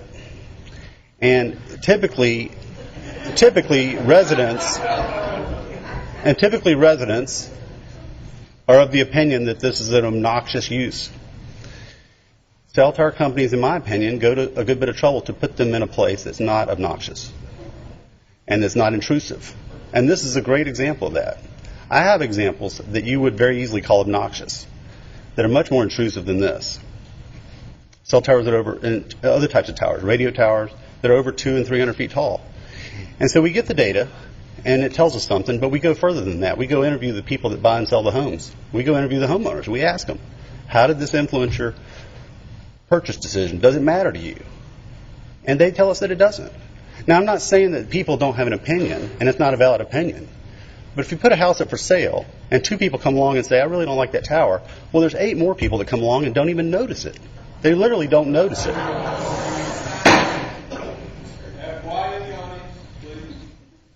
And I will tell you personally, I've looked at cell towers where I thought I was about to find out the example that proved that it hurts value. I literally personally looked at it and said, okay, here it comes. I'm going to go find out. And I knocked on the door, and to my surprise, it didn't matter. And so I think you've been given copies, or these have been submitted into record, the studies that I've done. And this tower is 108 feet, disguised as a pine tree. And it's my opinion that it will have no impact on value or appreciation rates, which I've also gone a good bit of trouble to demonstrate in these reports. I'd be glad to discuss them or to even show them to you. Thank you. I'd like to add too, and you've got this in your package regarding property valuation studies, but this is a City of Atlanta police tower in Chastain Park. And if you've been to Chastain Park, you've probably seen it. It's on the south end of Chastain Park. Mr. Simpson did valuations prior to and after the tower fell. Saw no impacts whatsoever. I also want to point out that blight's been brought up. If you've been through Chastain Park, that area, I don't think there's any blight going on in that area. This tower was a 199 foot tall self-supporting tower. It's not a 108 foot monopine. And it was built in 2001. And there's no blight in the Chastain Park area. And we felt it necessary, based on some discussions or some testimony regarding the technologies. I'm going to ask Marquise to come back up and address what she can based on some of the testimony that was given in regards to the technologies.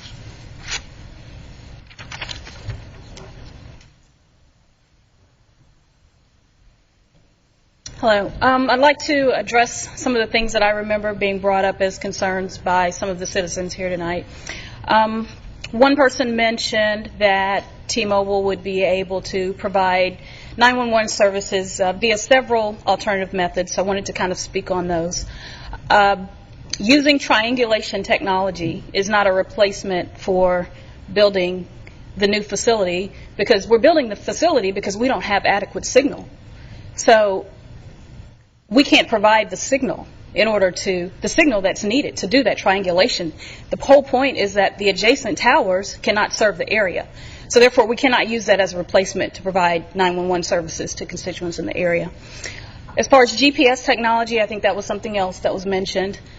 We can't require every customer to change their phone. Every customer should be able to use their phone, whether or not it has extra features such as GPS technology enabled on it. And customers want to talk on their phones, and that's what we're really trying to provide here, is an opportunity for customers to talk on their phones, whether they're in their vehicles or in their homes.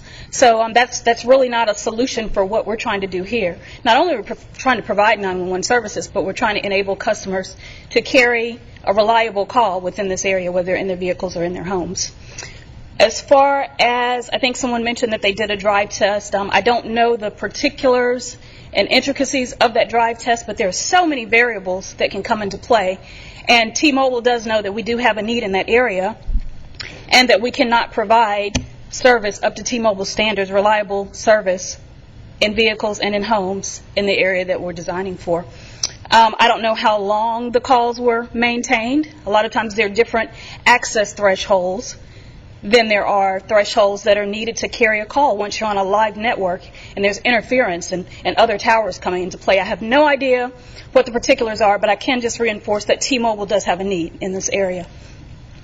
Something else that I think was brought up, and I know we can't really factor it in addressing or evaluating this application, but I would like to just reiterate that T-Mobile is well within the FCC standards for MPE compliance with this facility. And I think finally, one gentleman said that T-Mobile is in need of this tower because we have chosen an inferior technology. So I'd like to just kind of reiterate that T-Mobile is on the cutting edge of technology. He referenced the technology used by, I think, Verizon and Sprint. In fact, T-Mobile is deploying UMTS technology nationwide, and that is very close to the technology that is used by Verizon and Sprint. So it's not the technology. There are so many different factors that come into play. I think a much bigger factor is the frequencies that are licensed to T-Mobile. So we're limited by that, but I can't really speak on Verizon's network or Sprint's network. So I can really just reiterate that T-Mobile does have a need in the area to serve its customers. Thank you.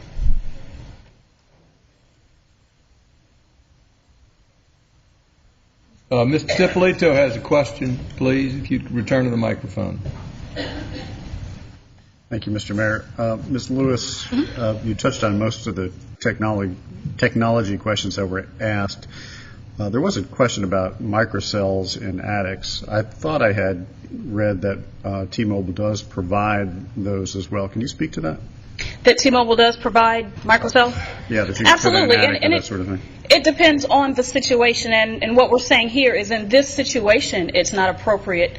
It's not an appropriate solution for this area.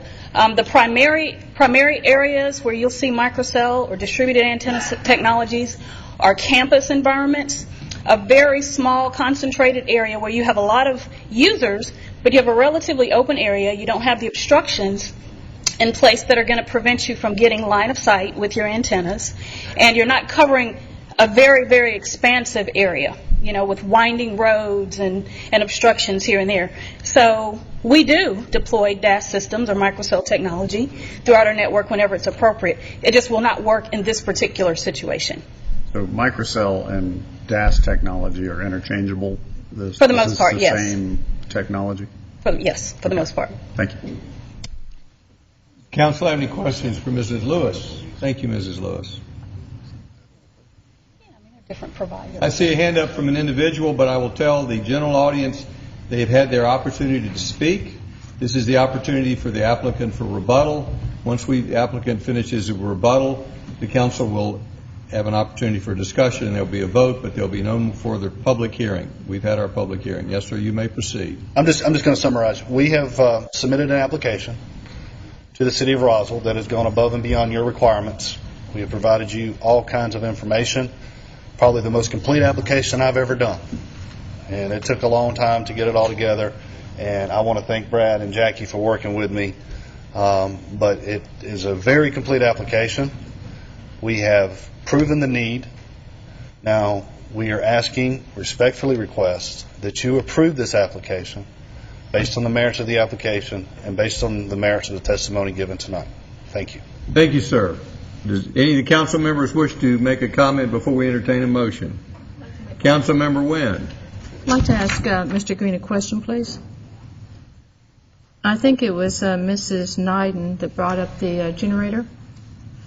And one of your things is, and I think she was saying about continuous power, and one of your, in your application is to have 911 service. So how do you address the issues if you do not have any type of backup generator on site? How do you guarantee continuous service to your T-Mobile customers? Well, if the City Council so desire, we can put a generator out there. Sir, that's not my question. I'm questioning. I'm asking you, sir, what is T-Mobile's? I'm sorry, I should have clarified. What is T-Mobile's policy to ensure continuous operations of their service to their customers? Current policy is we do not include generators with our sites. Therefore, if the power were to go out, the site were to lose power, the site, there would be no service. Now, we would have engineers out. There's 3 hour backup. There's a battery there at the site, 3 hour backup, which should be enough time to get the site back on the air. There's battery backup 3 hours, which would give enough time to get out there, depending on the situation. I mean, if it's a situation where there's multiple sites out, we can't promise that we'd be out there in 3 hours.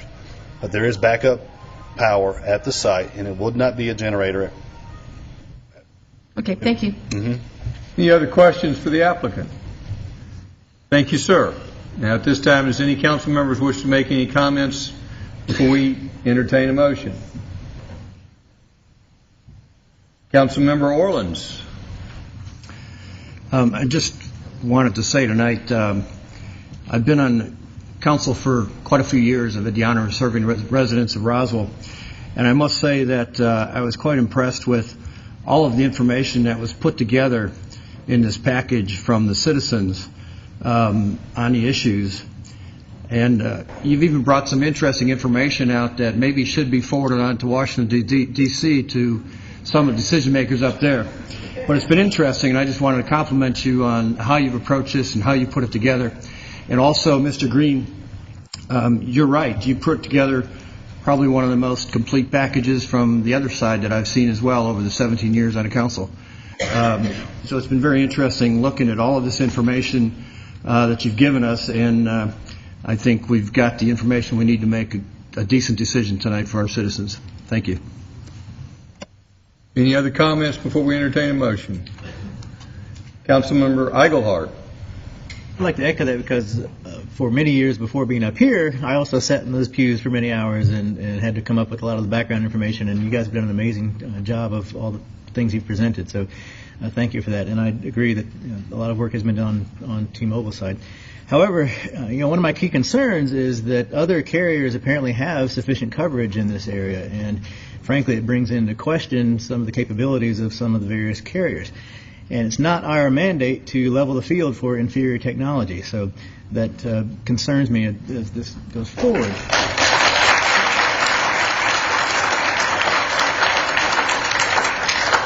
But it is our mandate to consider the things that impact our residents. And right now, we do allow towers in C3 and I1 zonings, which are, by definition, commercial and industrial. Any other zoning categories, such as residential, they are conditional, which means we have to consider all the aspects. And frankly, I think we're making a mistake to open up all the various properties throughout the city for this process. And we've tried a few times to deal with that, but frankly, I think once again we've got to work on a plan to try and deal with the quickly progressing technologies and make it to where every other neighborhood doesn't have to come through this yet again every few months or every few years.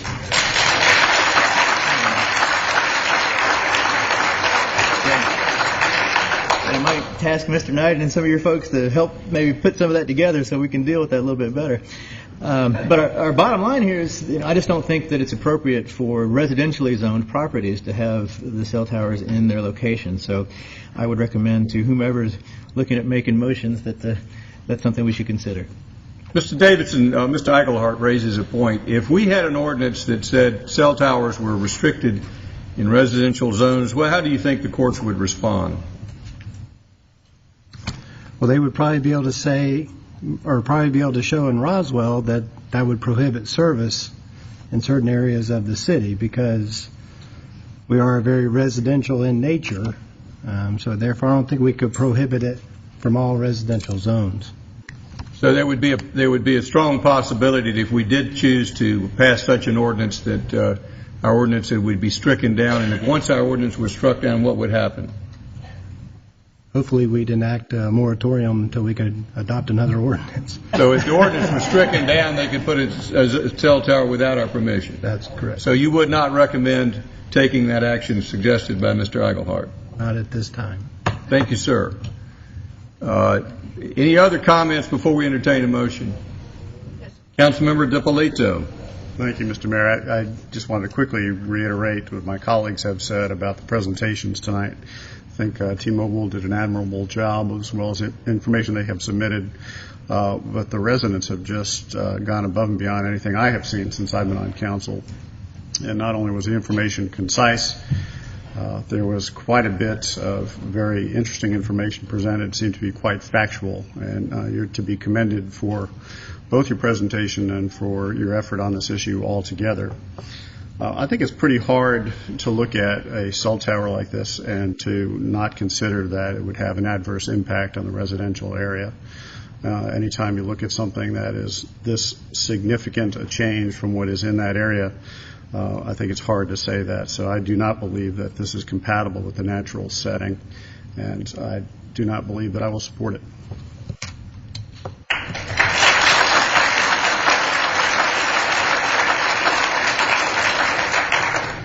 Does anyone else wish to comment before we entertain a motion? Yes, sir. Councilmember Wynn. Thank you, Mr. Mayor. I'm not going to do a long speech, but I agree with my colleagues. I've been up here only going on 3 years now, but I have been a community advocate for 15 years, and I have never seen a presentation as well done as on both sides. But I do agree with my colleagues, especially Mr. DiPolito, that I just don't think this is compatible with this area, and I will be voting against it.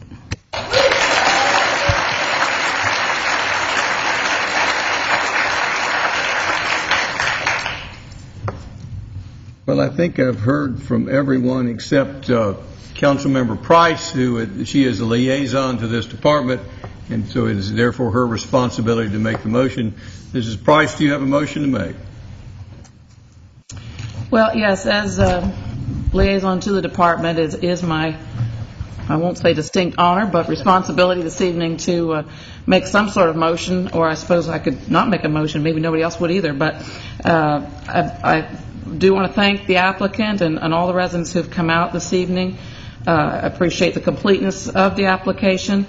We didn't get the response that Mr. Townsend asked for, whether or not they were willing to compromise the location, but that's probably neither here nor there. I think based on our ordinance, Article 21.2.1, which was shown on the screen earlier, the purpose and intent of our cell phone ordinance to protect the residential areas and the adverse impact of telecommunication towers and to minimize the number of towers and the other adverse impacts being minimized. I think the conclusion from that first section would be that that this is aesthetically incompatible, and certainly in this area it's other than a I-1C3 office business or highway commercial area.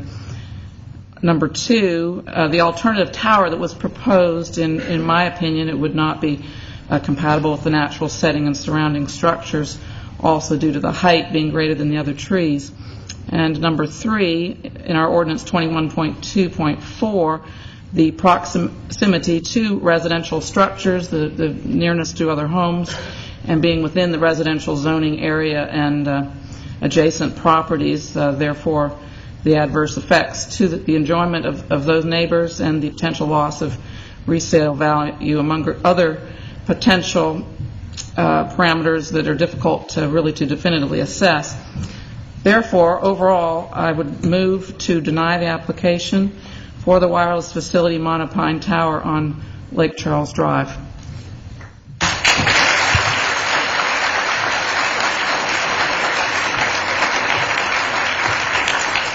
We have a motion by Councilmember Price. Do we have a second?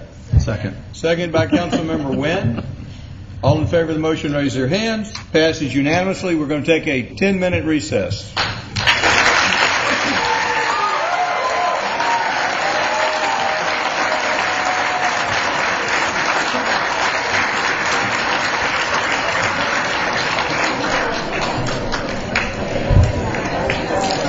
Call this meeting back to order. Everyone will please take a seat. It's good seeing you. I'll email you tomorrow. Good night.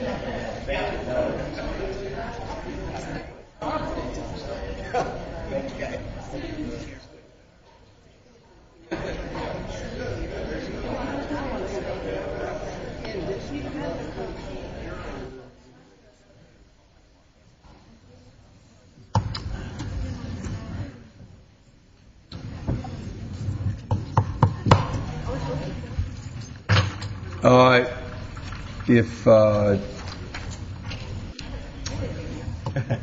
Rich DiPolito, if you'll call the next agenda item on transportation.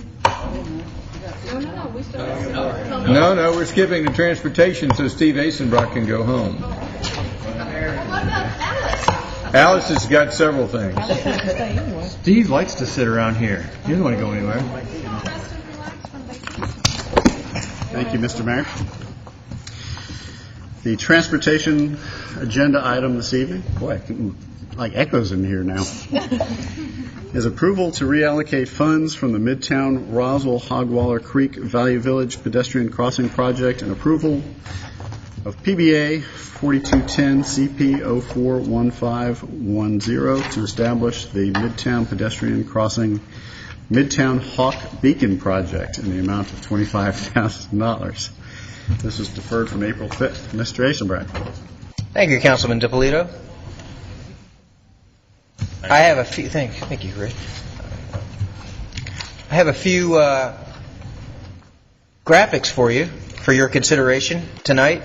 As you recall, we had several fatalities out in the Midtown area several years ago, and I am going to zoom down.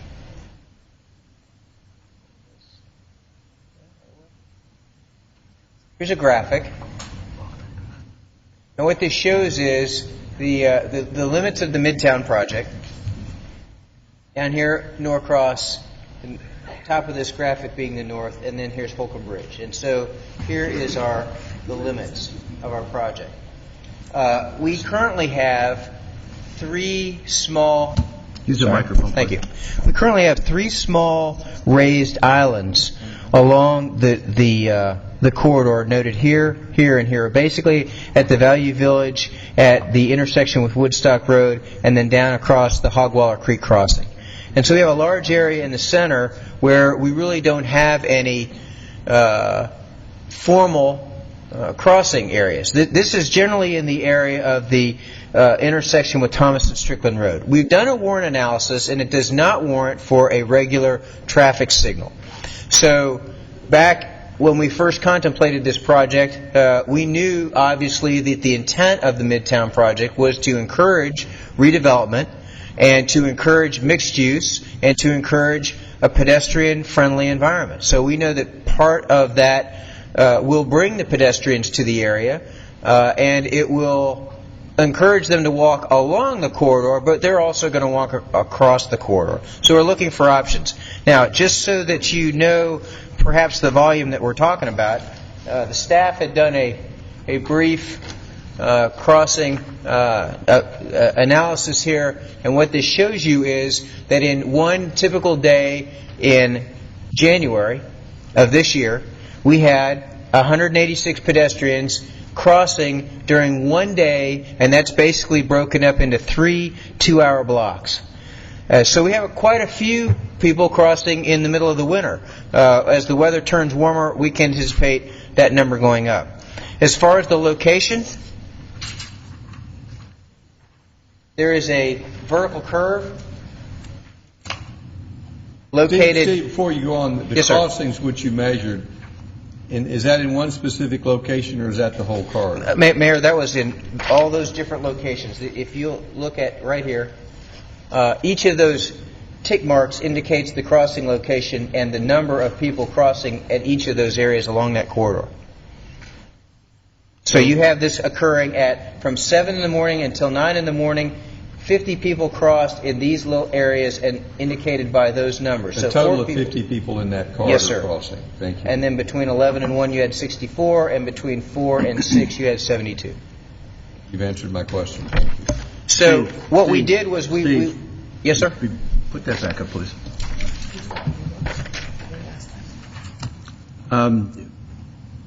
My question, and I think I mentioned this to you a month or so ago, how do you funnel all of these people into one crossing?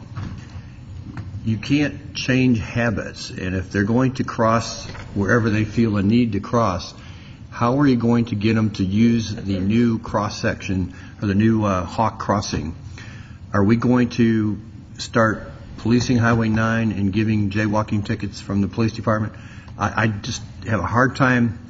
I think it's can be a great project in a heavily traveled pedestrian corridor. And my question is it going to be utilized here? I just have a hard time seeing that. We believe it will. Looking at the national statistics in other areas, I went to Portland last year. There's that one in Swanee that's just recently here down the road. It's been very well received by the public. And maybe I jumped over this, but my intent of showing you where these small raised islands was that is going to be an informal pedestrian refuge area. But we believe that there will be people that will just naturally migrate towards safe areas where they can cross safely. And so we find ourselves with this fairly large gap here in the center, and we think that this Hawk signal would be an ideal solution for that particular section of the Midtown area. Is there also going to be a pedestrian island at this Hawk signal? No, sir. But my other question, I guess, is then are we going to enforce jaywalking to try to help encourage? Yes, the use sir. of it? I mean, I believe we'll have to work ourselves into that. What we're doing is we do not have any type of formal crossing throughout the entire length. And once we create that, then we will be expecting people to use it appropriately. Yes, sir. Steve, here's my question. We've used a pedestrian island, say at Waller Creek. Yes, sir. As a way to get people across. And we've chosen to use a Hawk here instead of a pedestrian island. And I'm just wondering what the benefits of the pedestrian island versus the Hawk is. I'd rather have, if what does a pedestrian island cost versus this Hawk's going to cost us $140,000? Mayor, as I recall, when we first had these discussions, there was a significant pushback towards a median along that corridor. And so these islands popped up as little compromises, that one little tiny island here and one little tiny island there, and it's just this third island that was very late in the project that we added as a balance. So I would be very reluctant. Of course, with your guidance, we would certainly consider that, but we didn't understand that was an option. Well, and that's why I'd like to have I can't speak for the rest of the council, but my first question was looking at options of way to get people across. Hawk might cost us $140,000. I think that's what we budgeted. It might cost less, but what do you think an island might cost us if we used an island instead of a Hawk here? I mean, Mayor, we certainly could. Just to bring you to the area. Just an rough estimate of what it might be. Rough estimate on an island is $20,000 to $30,000. I'm just guessing because we have to put in a foundation. Just my personal opinion. Councilman Orland raises, if I want to get pedestrians to cross, I would rather spend $140,000 for 7 pedestrian crossings than 1 hawk. I can't speak for everybody else, and it may be not as safe, but if I could give multiple places to cross for hawks versus first with pedestrian islands versus 1 hawk, I'd rather have multiple places to cross, which would more likely create, maybe not as safe as a hawk, but it would create a way to get people across in more locations, and that's something I'd like the council to consider. Because I support the pedestrian crossing, but I also have concerns about, 1, the cost, and 2, I can't afford 7 hawks, but I could afford 5 or 6 pedestrian islands to accommodate several pedestrian crossings. Well, Mayor, that was one of the rationales that the staff used. We do not have a hawk system within Roswell. We thought this was an ideal location, and we would like the council's support to try this as an experiment, especially since the fact that MARTA is paying for the construction, and we had already budgeted that money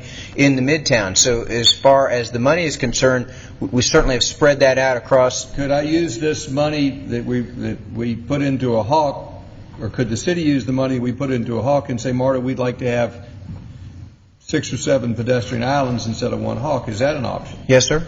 We have broadly structured those IGAs with them. Basically, it includes crosswalks, and this was essentially an electrical crosswalk. I apologize for the long digression here, but I wanted to get that on the table for the council's consideration. And I apologize for interrupting your presentation. That's quite all right, sir. I'm here to answer any of your questions. Councilmember Wynn. Thank you, Mr. Mayor. Could you put back up with the ped crossings, the little island? The graphic? Yeah. What's the dimension? No, the one that has the what's the dimensions of the islands? The dimension of the islands? Mm-hmm. The length versus the width. The proposed islands that you're putting up here right now, the 3 safety islands. They're very small. I'm going to tell you that they're probably 30 or 40 feet long, and they're the width of the center turn lane, which is 14 feet. Well, so 30 by 14. On that order, yes, ma'am, without recalling too much. But the idea was that they're just a raised area to prevent people from making those long runs where they do now, unobstructed by anything in the way of the center turn lane. And we'll also have the textured areas, do you recall, as well. Okay, thank you. Any other follow-up questions? Again, please proceed. Well, man, I created this graphic also for you to show you the distances here. We have 1,800 feet, 1,100 feet, 1,400 feet, and almost 1,100 feet, and that sort of divides up the corridor. Again, I think going to Councilman Orland's point about will people really use this? Well, the idea is not that everybody along the entire corridor will funnel across at that one location, but the people that are generally within several hundred feet of a crossing area will be more likely to cross in a safe manner. And again, as an experiment, we believe that these have great applicability to other parts of the city, but we figured letting MARTA pay for it was a good idea. So I mean, at some point we'll have to fund this ourselves if we think we're going to put more of these in. And I think it's a growing technology. It is new. It is progressive.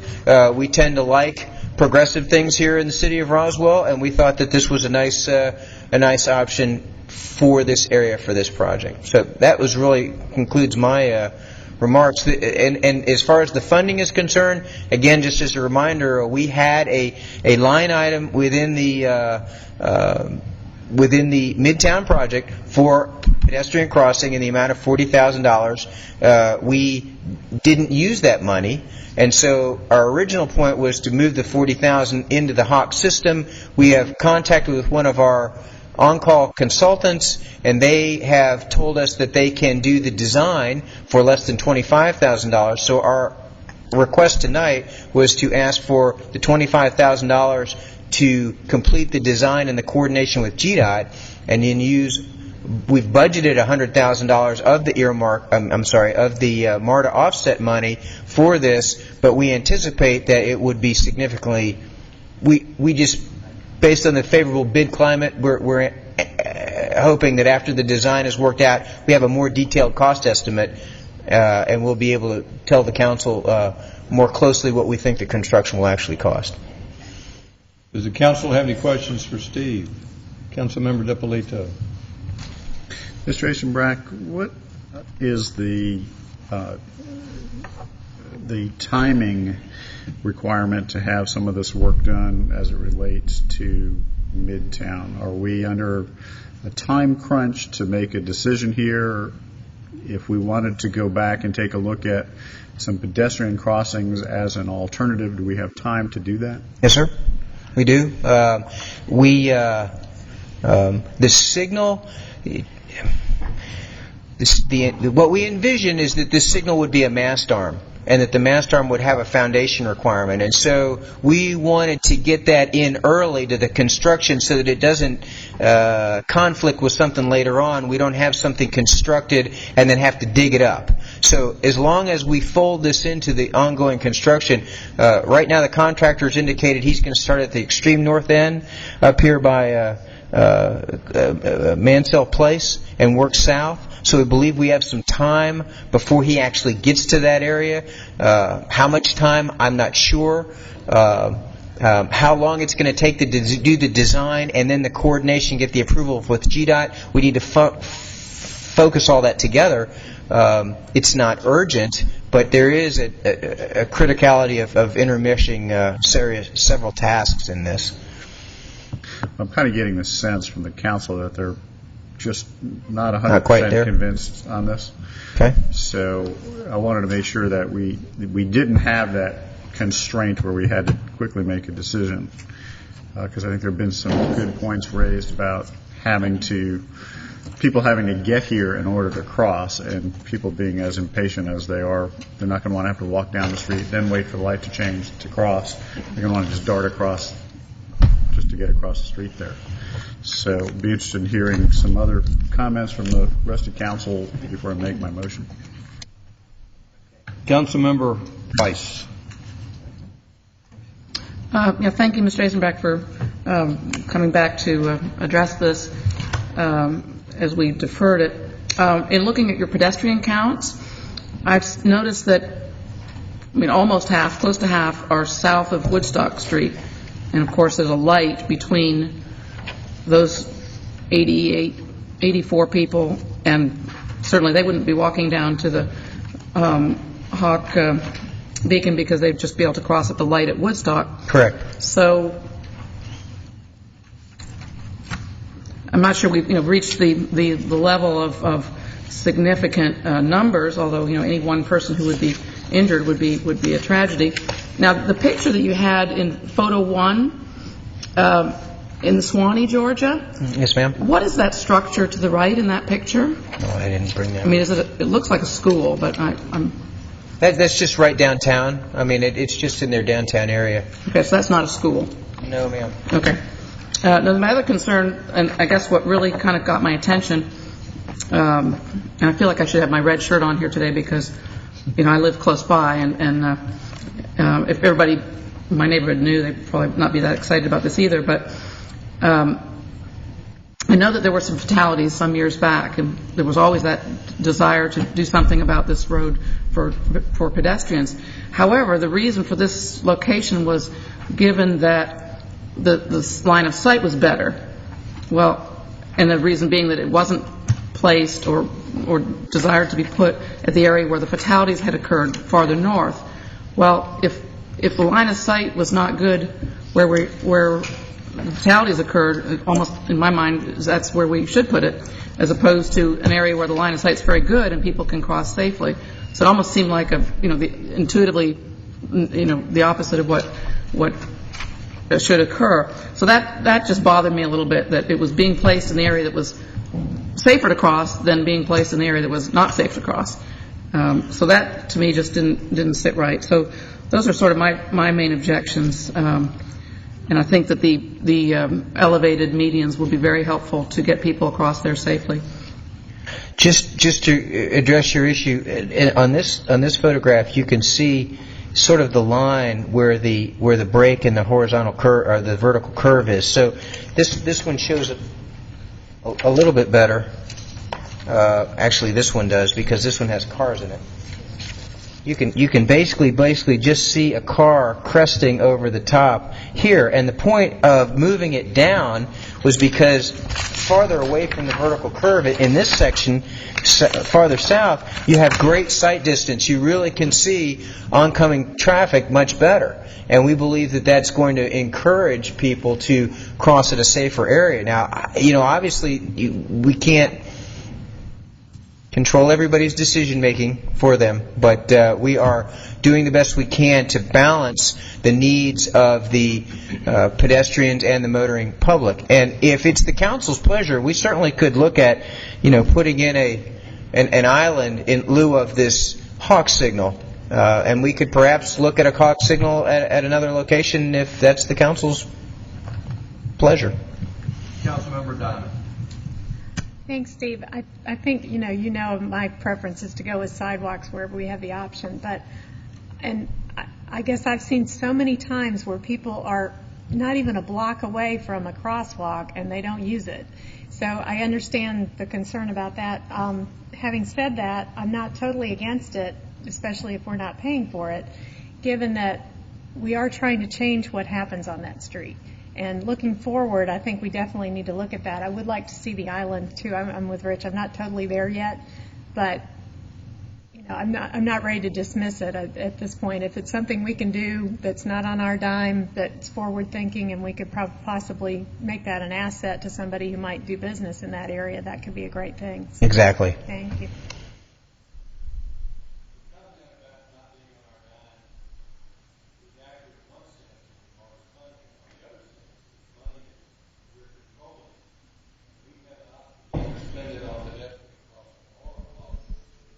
Excuse me, can you turn on your mic? It is our dime now. And one other point I'd like the council to look at in considering these islands. We had strong opposition to a median because it would eliminate the possibility of left-hand turns. We did not have opposition to islands. At least I didn't hear opposition to islands, because that didn't stop people from turning left. It just eliminated this 5-lane highway. Yes, sir. To me, I'm disappointed that I'd like to see more islands even if I didn't have pedestrian crossings, because it changes the character of that street. As you have more islands, it creates a sense of a median even though it's not a true median, because you've got something breaking up the middle of the street. And it's another way of calming traffic and creating a more pedestrian environment. And again, if I could get a little more pedestrian environments with islands that were not just textured median, but created that. They'll be landscaped. The landscape. Yes, sir. And created a pedestrian crossing. And if we get enough of them, people are going to gravitate to that, that safety of the island. And so Would you like us to look at another island? I'd love for you all to look at islands and go to Martin saying we're now, rather than having one pedestrian crossing for your buses, now we got a bunch of them. So we're actually, we're trying to be even more pedestrian friendly and accommodating more people.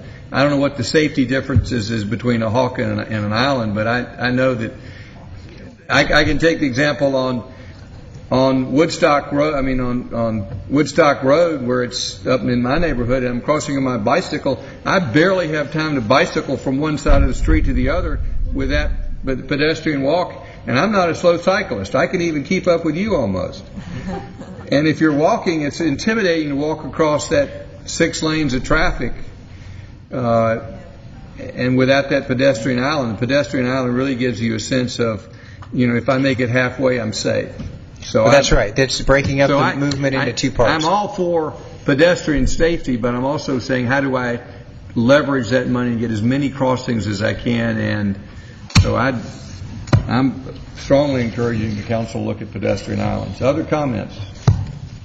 we've got to, yes. Well, I think everybody in theory loves pedestrian islands, but when you start placing them in front of the business, they're going to feel the same way about that as they did about the median. So, I mean, I'm with you.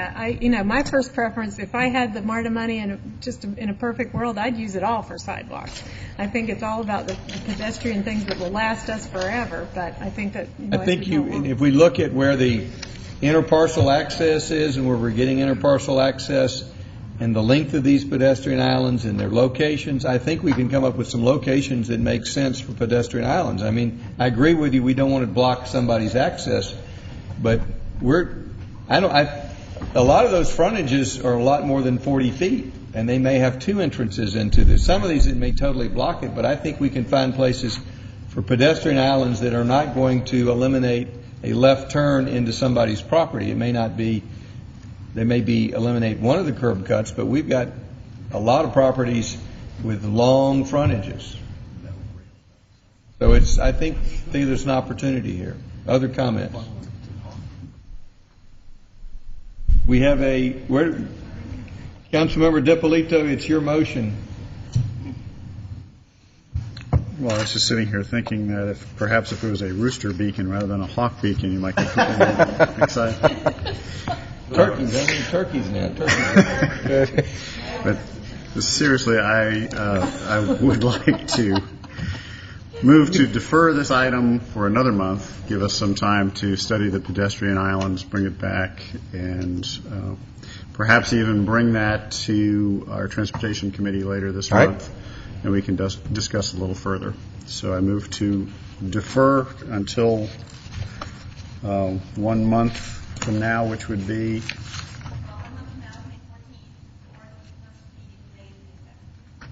Well, I think we're going to do committee. We'll do April committee. Would you like to see it?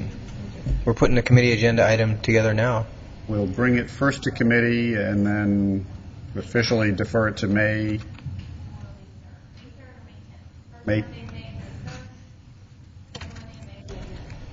Defer to May 10th. All right.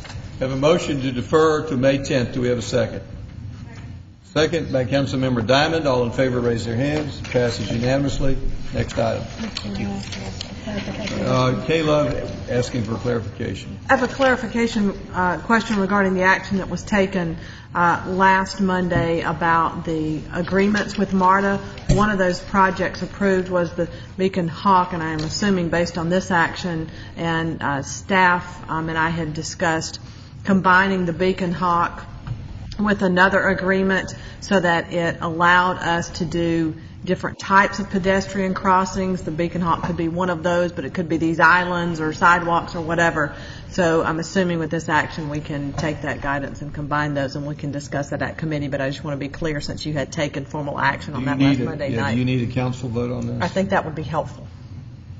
Mr. Davidson. DiPolito, you need further direction on that. Yeah, what Kay said. Undo what we did. I think the motion would be that we could combine the items 3 and 4. In fact, Beacon Hawk project, rename that to pedestrian cross.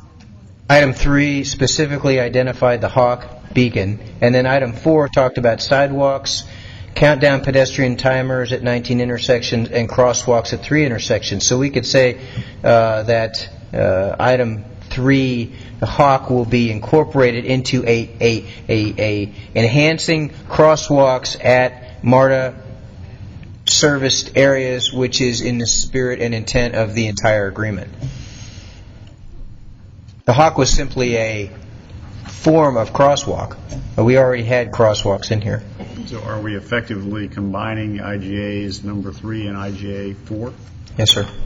Then I move to do so. Motion by Councilmember DiPolito. Do we have a second? Second by Councilmember Nguyen. Is he comments or votes? I really didn't hear what he said, but I was just going to clarify something that Kay said.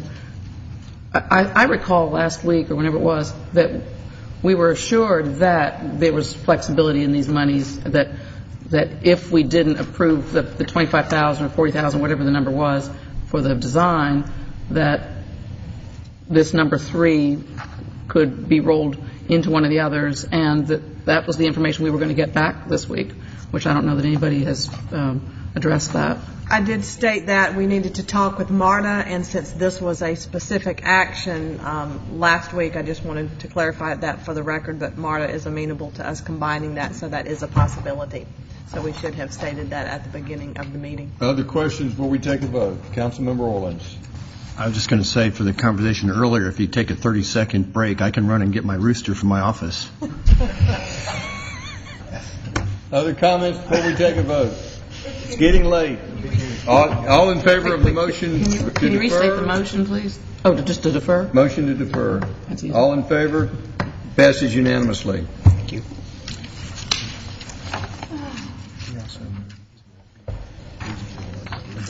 Oh, we've got a motion to combine the IGAs. That was seconded. All in favor of that motion, raise your hand. Passes. That's to combine the Hawk with the pedestrian crossings and just say we're going to put pedestrian crossings in the MARTA thing. All in favor? That's unanimous.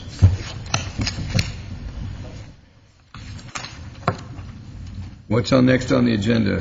Thank you, Mr. Mayor. Would you like me to continue with number 3 under Poor community folks on development? Menhennet, they just... Or number 2? Should we do number 2 on Please. community development? Okay, the next item, RZ10-02, 1266 Menhennet Drive, site plan approval. Brad Townsend. Thank you. This is a site plan approval. A petition, RZ0646, was to rezone 1266 and 1253 on Menhennet Drive from R2 to R3A. Was denied by Mayor and Council on March 12, 2007. Per court order, City of Roswell rezoned the property at 1266 and 1253 Menhennet Drive on May 11, 2009. A requirement of that rezoning was that any development on the property would require a site plan approval from Mayor and Council. The applicant, Lou Oliver and Alfredo Ortiz, are submitting an application for a site plan. That site plan takes the individual lot and separates it into 2 single-family lots. That site plan also requires a minimum lot width variance from 80 feet to 55 feet. Planning Commission reviewed this application on March 16th and recommended approval of the variance and the site plan with the 2 conditions. This is the current area identified in red on the zoning map. The dashed line would be the proposed division into 2 single-family lots. This is an aerial showing the surrounding properties. This is the proposed site plan showing the 55-foot minimum lot width for the individual 2 lots. Staff would recommend approval of this application with the 2 conditions as proposed. Is there any further questions? Does the council have any questions for Brad? Councilmember DiPolito. Thank you, Mr. Mayor. Mr. Townsend, the site plan only shows improvements to a portion of the property, but the entire property was zoned. So how does this impact the remaining Betty Ann Nations property? That subject property will be required to receive site plan approval prior to their land disturbance permit as per the zoning condition. So if the subject property uses up 2 of the units, then she's allowed 3 units on her property? If they're able to conform with the requirements of the R3 zoning, yes.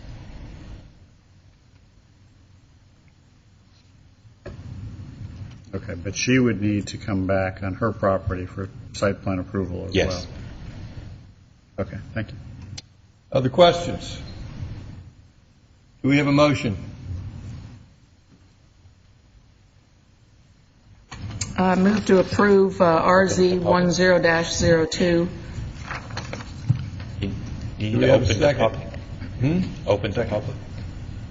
Well, we sort of skipped over that. We'll do it open in a second. We have a motion. Do we have a second? Second. Does anyone in the public wish to be heard on this? Alfredo and Lou should be quiet at this point. Have a motion and a second. Any further discussion?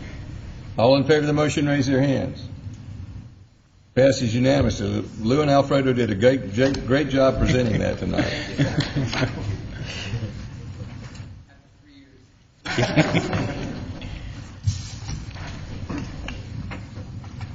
Next item is RZ 10-01, text amendment to Article 22.3 of City Code and Section 10.23 of Roswell zoning ordinance regarding the parking of commercial vehicles in residential areas. First reading. Brad Townsend, please. This is a proposed text amendment, RZ 10-01, from Articles 22.3 and 10.23 in reference to commercial vehicles. This is a first reading. The subject text amendment, the language in red was the recommended language that was initiated and brought to committee. The addition of the blue wording or combination of vehicles was language recommended by the Planning Commission to be included as part of the text amendment. This would be included in both sections of Section 22 as well as in Section 10 for the recommendations. There's been some conversations related to what size of vehicles this action would actually deal with. The two trucks included in this aerial photograph are ones that are over 16,000 pounds. The ordinance actually deals with trucks in reference to 10,000 pounds. This gives you a little breakdown. We're dealing with trucks over 10,000 pounds, so this is a Class 3.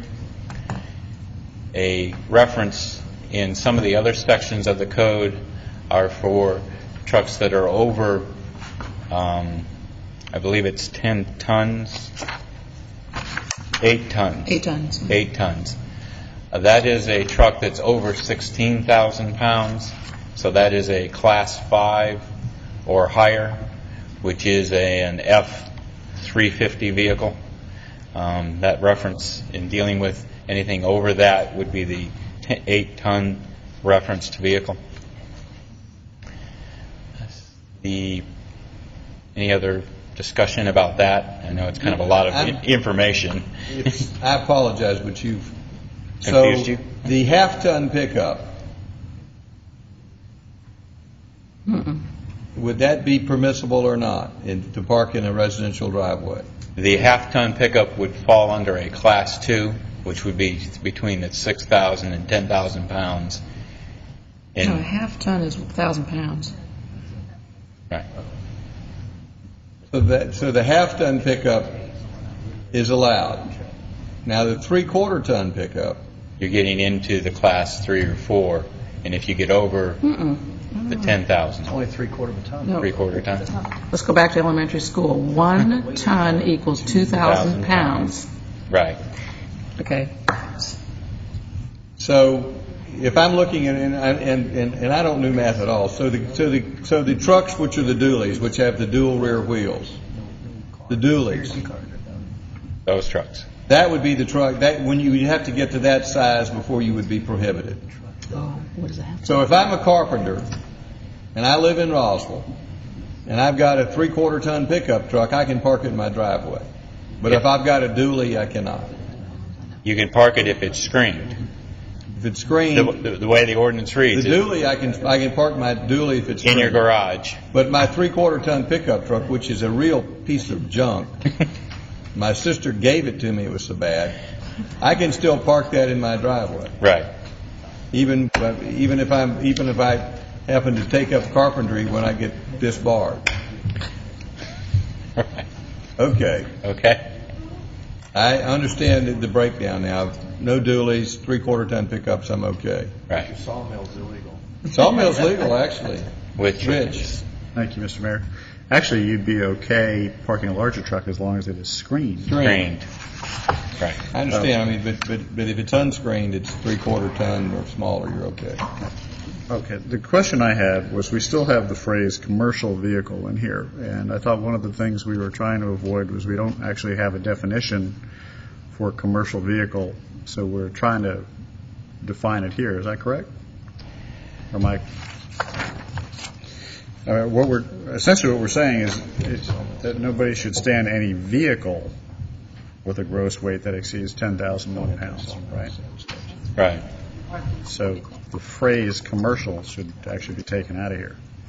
Well, we're using the term commercial vehicles. That's language that the state legislation or the state code uses in identifying certain weights have to be tagged a certain way and registered in a certain manner. Well, I guess what I want to avoid is the confusion of somebody just having a truck and it has no signage on it, and they say, well, it's not a commercial vehicle, it's a residential vehicle.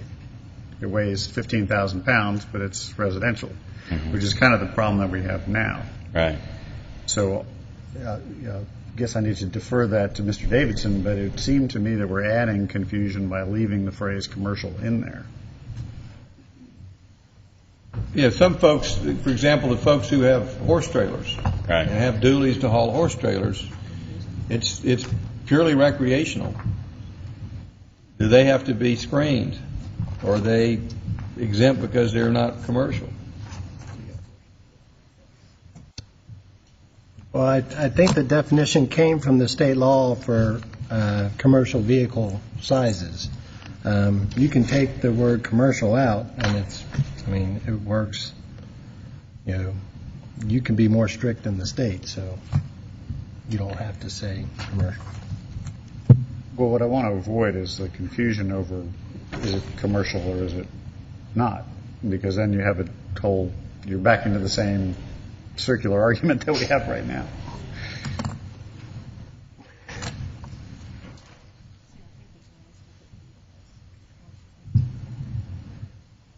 You could put a commercial or a vehicle used in connection with the home occupation, because that's what you're addressing here, if that's what you wanted to accomplish.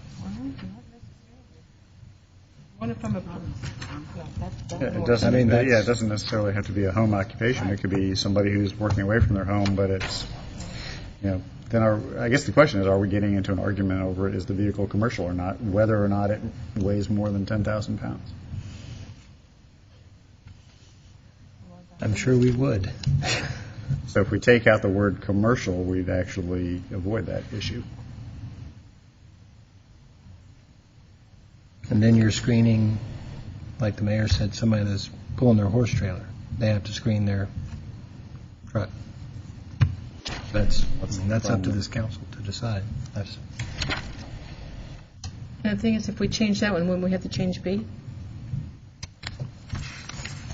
About any commercial vehicle, truck, or business? Would we have to change that one also?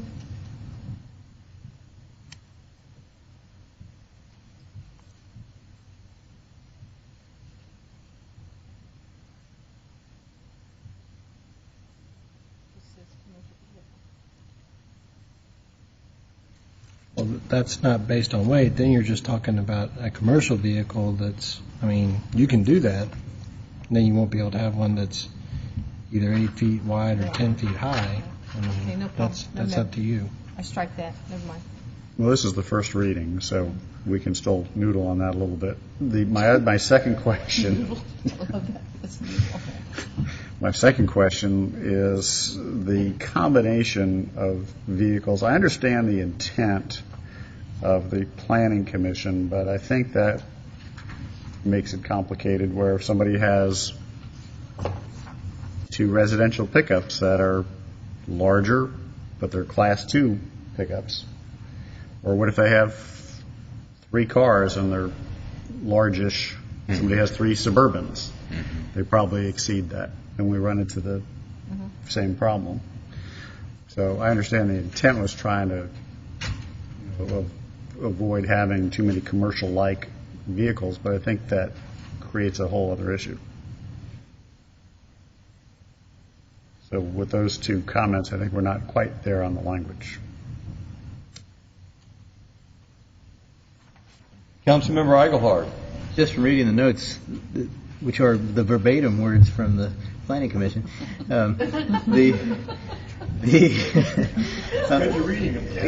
The combination of vehicles was intended to deal with trailers that are attached, not necessarily that you have six, you could have many cars. So maybe we can still get to that point, because I think that is the concern, that the vehicle itself may not be 10,000, but once you add the trailer to it that's attached, then it becomes an issue. Because I'm afraid if we don't have something to deal with that, and I don't know, this is the right wording, then the issue that we're trying to deal with is not dealt with again.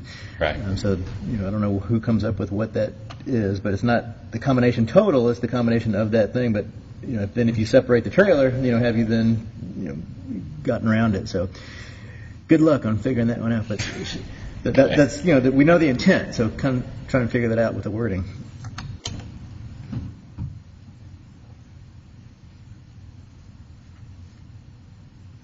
Any other comments?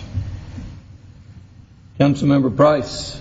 Before the second reading, could we discuss this again in committee and perhaps have the input from code enforcement as to the feasibility of enforcing a combination of vehicles when the weight of the second vehicle would be indeterminate? Certainly you can have that discussion. Other comments? Councilmember Price, do you have a motion? Our city attorney needs to read it first. This is an ordinance to amend commercial vehicle parking requirements in Article 10 of the zoning ordinance of the City of Roswell and Article 22 of the City Code of the City of Roswell. Now therefore be it ordained and is hereby ordained by the Mayor and City Council of the City of Roswell, Georgia, pursuant to their authority as follows. Article 10, Specific Use Requirements, Chapter 10.23, Home Occupation, Section 10.23.4, Vehicles and Parking, is hereby amended by adding a second paragraph to read as follows, the text of which is incorporated herein by reference. In Article 22, Traffic and Motor Vehicles, Article 22.3, Parking and Restrictions, Section 22.3.4, Restrictions on parking commercial or oversized vehicles, campers, boats, etc., of this Roswell City Code is hereby amended by adding a subsection C to read as follows. Text again of which is incorporated herein by reference, and if approved, this would be the first reading. All right, do we have a motion? Move to approve. Excuse me, move to approve. Motion by Councilmember Price to approve the first reading of the ordinance. Do we have a second? Second. Second by Councilmember Wynn. Does anyone in the audience wish to comment? Have any questions? Yes, sir. If you'll come to the microphone, please, and give us your name and address.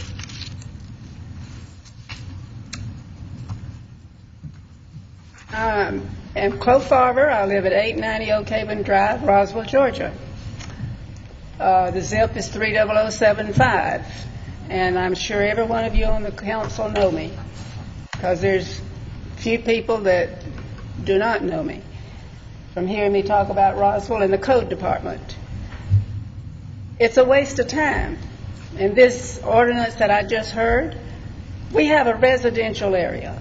It has no business having commercial vehicles, period. There's passenger vehicles and there's commercial vehicles.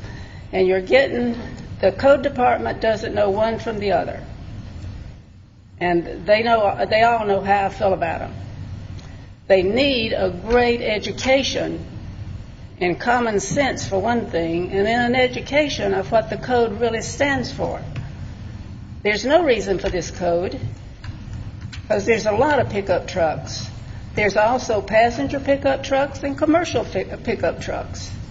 And if it's commercial, whether it has a sign on it or not. And you really need to take a course in trucking before you start making any codes regarding trucks. We can't live without trucks. I have nothing bad to say about trucks. But when you buy in a nice neighborhood and you junk it up with heavy-duty equipment, and the city lets you use your property for a parking lot free, then, it runs down the neighborhood. I'm not the only person that doesn't like it. I'm just the only person that speaks out. But Sunday, when I visited the neighbor across the street, which is an invalid, I had my daily visit, walk out. What do I see on his front yard? The dump truck parked backed up to the front door. Do you think that was a beautiful sight for the main entrance of Brookfield West or Brookfield now? No. So I hope and pray I never have to call the city about anything. I live there, and I'll be living there till I probably go to a retirement center, because I have no intentions of ever buying another house, and certainly not in Roswell. If I do, it'll be with the homeowners, and they really enforced it when we had covenants. But now, since we don't have any covenants, it's just gone to the dogs. But really, that ordinance is a joke for a residential area. There's no need for that. It's a waste of the city's time. Thank you for your comments. Yes, sir, do you wish to speak? Good evening, Mayor and council people. I guess I'm quite familiar with most of you. When I read this business here about Article 22.3, I have no idea what that is, and I would really like to receive a copy of it. But when it says Section 10.23, and I have a copy of the home occupations that would be referring to, and since this had said regarding parking of commercial vehicles, and I go down here to Section 10.23.4, which is under that group, it said only vehicles used primarily as passenger vehicles shall be permitted in connection with the conduct of a home occupation. And in your thing you put out tonight, you're referring to 10.23 as well as the others. As far as commercial vehicles, you can look up under Webster's dictionary and say anything that you use in business. But all of you know the problems we've had. I pray every night. I pray that guy next door to me will drop dead tomorrow. And I don't care if you tell him, he already knows that. But he's created problems for my wife and I for 14 years. And your business you put here just wasted 3 hours of our time that I could have used for something valuable. Because you've never once had your code department reflect on all of these vehicles that sits around this house. Shouldn't they both be prohibited from parking as well as these 16,000-pound trucks? How about the front-end loaders and the dump trucks that were loaded? They probably weighed 16,000 pounds. Or a pickup with 3 ladders on top and loaded in the back with junk. Shouldn't they be prohibited? How about these big front-end loaders that are 2 stories high he had in the backyard? Shouldn't they be prohibited? This means nothing. This is a joke. So if someone can send me the thing of the 22.3, I'd like it, and I think my next stage is an attorney. I've been waiting on this, hoping that this is something, if there's something to call a mandamus, and possibly I can make a judge enforce it with your code department, who has never enforced anything yet. Everything this man has ever signed was never reviewed, never identified. He lied in everything, but the code department continues to get by with it. 10 people who were running to be a council member all wrote in there that the code department stunk. Well, that's an understatement. And we have people who come to see us, and Chloe tells them to come in the back way. She don't want them going by all of this junk. And sometimes people say, well, where do you live? Say, well, just go into Brookfield West, and as soon as you see the junkyard with all of these trucks, dump trucks, and everything else, well, we live right next door to that. I thought I bought in an upscale residential area. I didn't. But now, one thing they did enforce, he should back up on that. They did enforce our fence. They made us cut the wire out of it after Mr. Townsend had given the okay for it to be done. And I'll never get over that, plus a citation for having a little quarter-inch straw rope for the landline. Thank you for your comments. And, you know, they made me take the wire out of mine. I can thank Brad for that. But two more that are very close to our house, they didn't make them take the wire out of theirs, but they made me take the wire out of mine. And to think that, oh, they came out here on this little tiny rope. I was trying to keep this man from coming in my yard with a big rider down on the ground, and he'd do this to my front yard, make a heck of a mess. And Appreciate I put that the rope in comments. to I think stop we're getting it. beyond the discussion of the ordinance tonight. I know. This ordinance is ridiculous. I appreciate your opinion. Thank you, sir. So. All right. Anyone else wish to comment? We have a motion and a second to approve the first reading. Further discussion? Councilmember Price. I was just going to make a statement that a half-ton truck refers to what it can carry, and a half-ton truck actually weighs a little over 5,000 pounds, which I'm sorry has nothing to do with this, but proceed with the vote. Any further discussion? All in favor of the motion, raise their hands. Passes unanimously. We have, do we have a motion for closure to discuss items of personnel?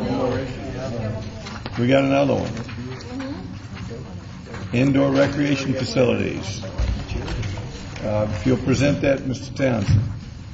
Yes. At the request of committee, there was the request to have an initiation of a text amendment to allow as a permitted use in the Parkway Village District indoor recreational facilities, commercial recreational facilities indoor.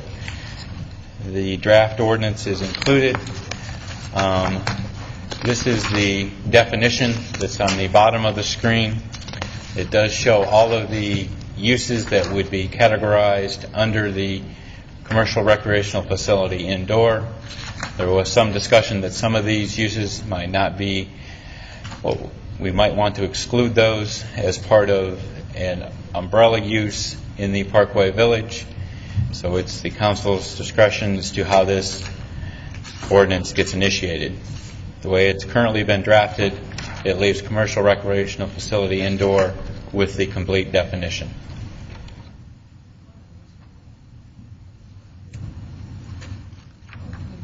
Does the council have any questions for Mr. Townsend? Councilmember DiPolito. Thank you, Mr. Mayor. Mr. Townsend, do we have a definition for amusement halls? There's not a definition. No. We don't. Okay. My recommendation, if we're beyond just comments, I want to make a recommendation that we remove billiard halls and pool rooms, video arcades, and also amusement halls from the definition, since we don't know what an amusement hall is. That would be my recommendation.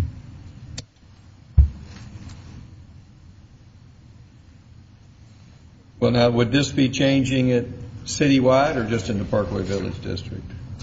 Just within the Parkway Village. Okay.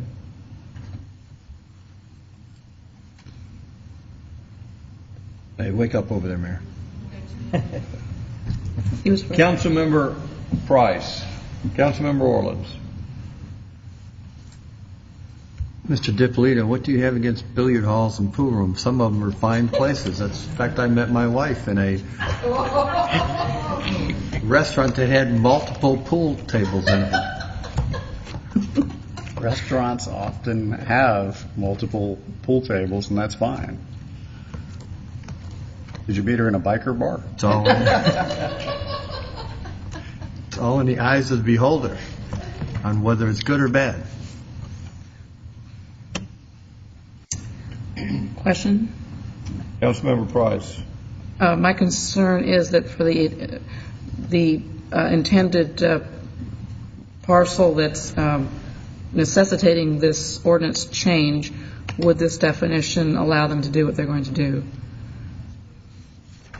or what they want to do. Says provision of sports and leisure activities to the general public for a fee, including but not limited to. So sports and leisure activities would Staff's be determination soccer. would be yes. Yes, that would be included under that definition. So we don't need to modify the definition No. at all? Okay? No.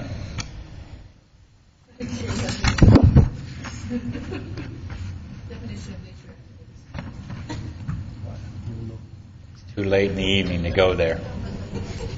We have other comments before we entertain a motion. We need to read the ordinance first, right? No, this is initiation. Initiation. Do we have a motion to initiate? I'd like to move that we initiate the text amendment on the zoning ordinance in the Parkway Village District, and for that first reading, if we could exclude the words in the definition, billiard halls, pool rooms, amusement halls, and video arcades. Okay. We have a motion. Do we have a second? Second by Councilmember DiPolito. Further discussion? All in favor of anyone in the audience have any questions or comments? All in favor of the motion, raise their hands. Passes unanimously. Oh, we have one objection. All those opposed? Councilmember Orleans is opposed. The rest of the council is in favor. Passes.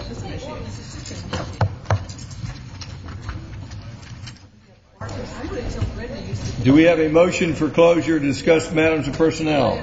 Motion by Councilmember Wynn. Do we have a second? Do we have a second? Second by Councilmember DiPolito. All in favor, raise their hands. Passes unanimously.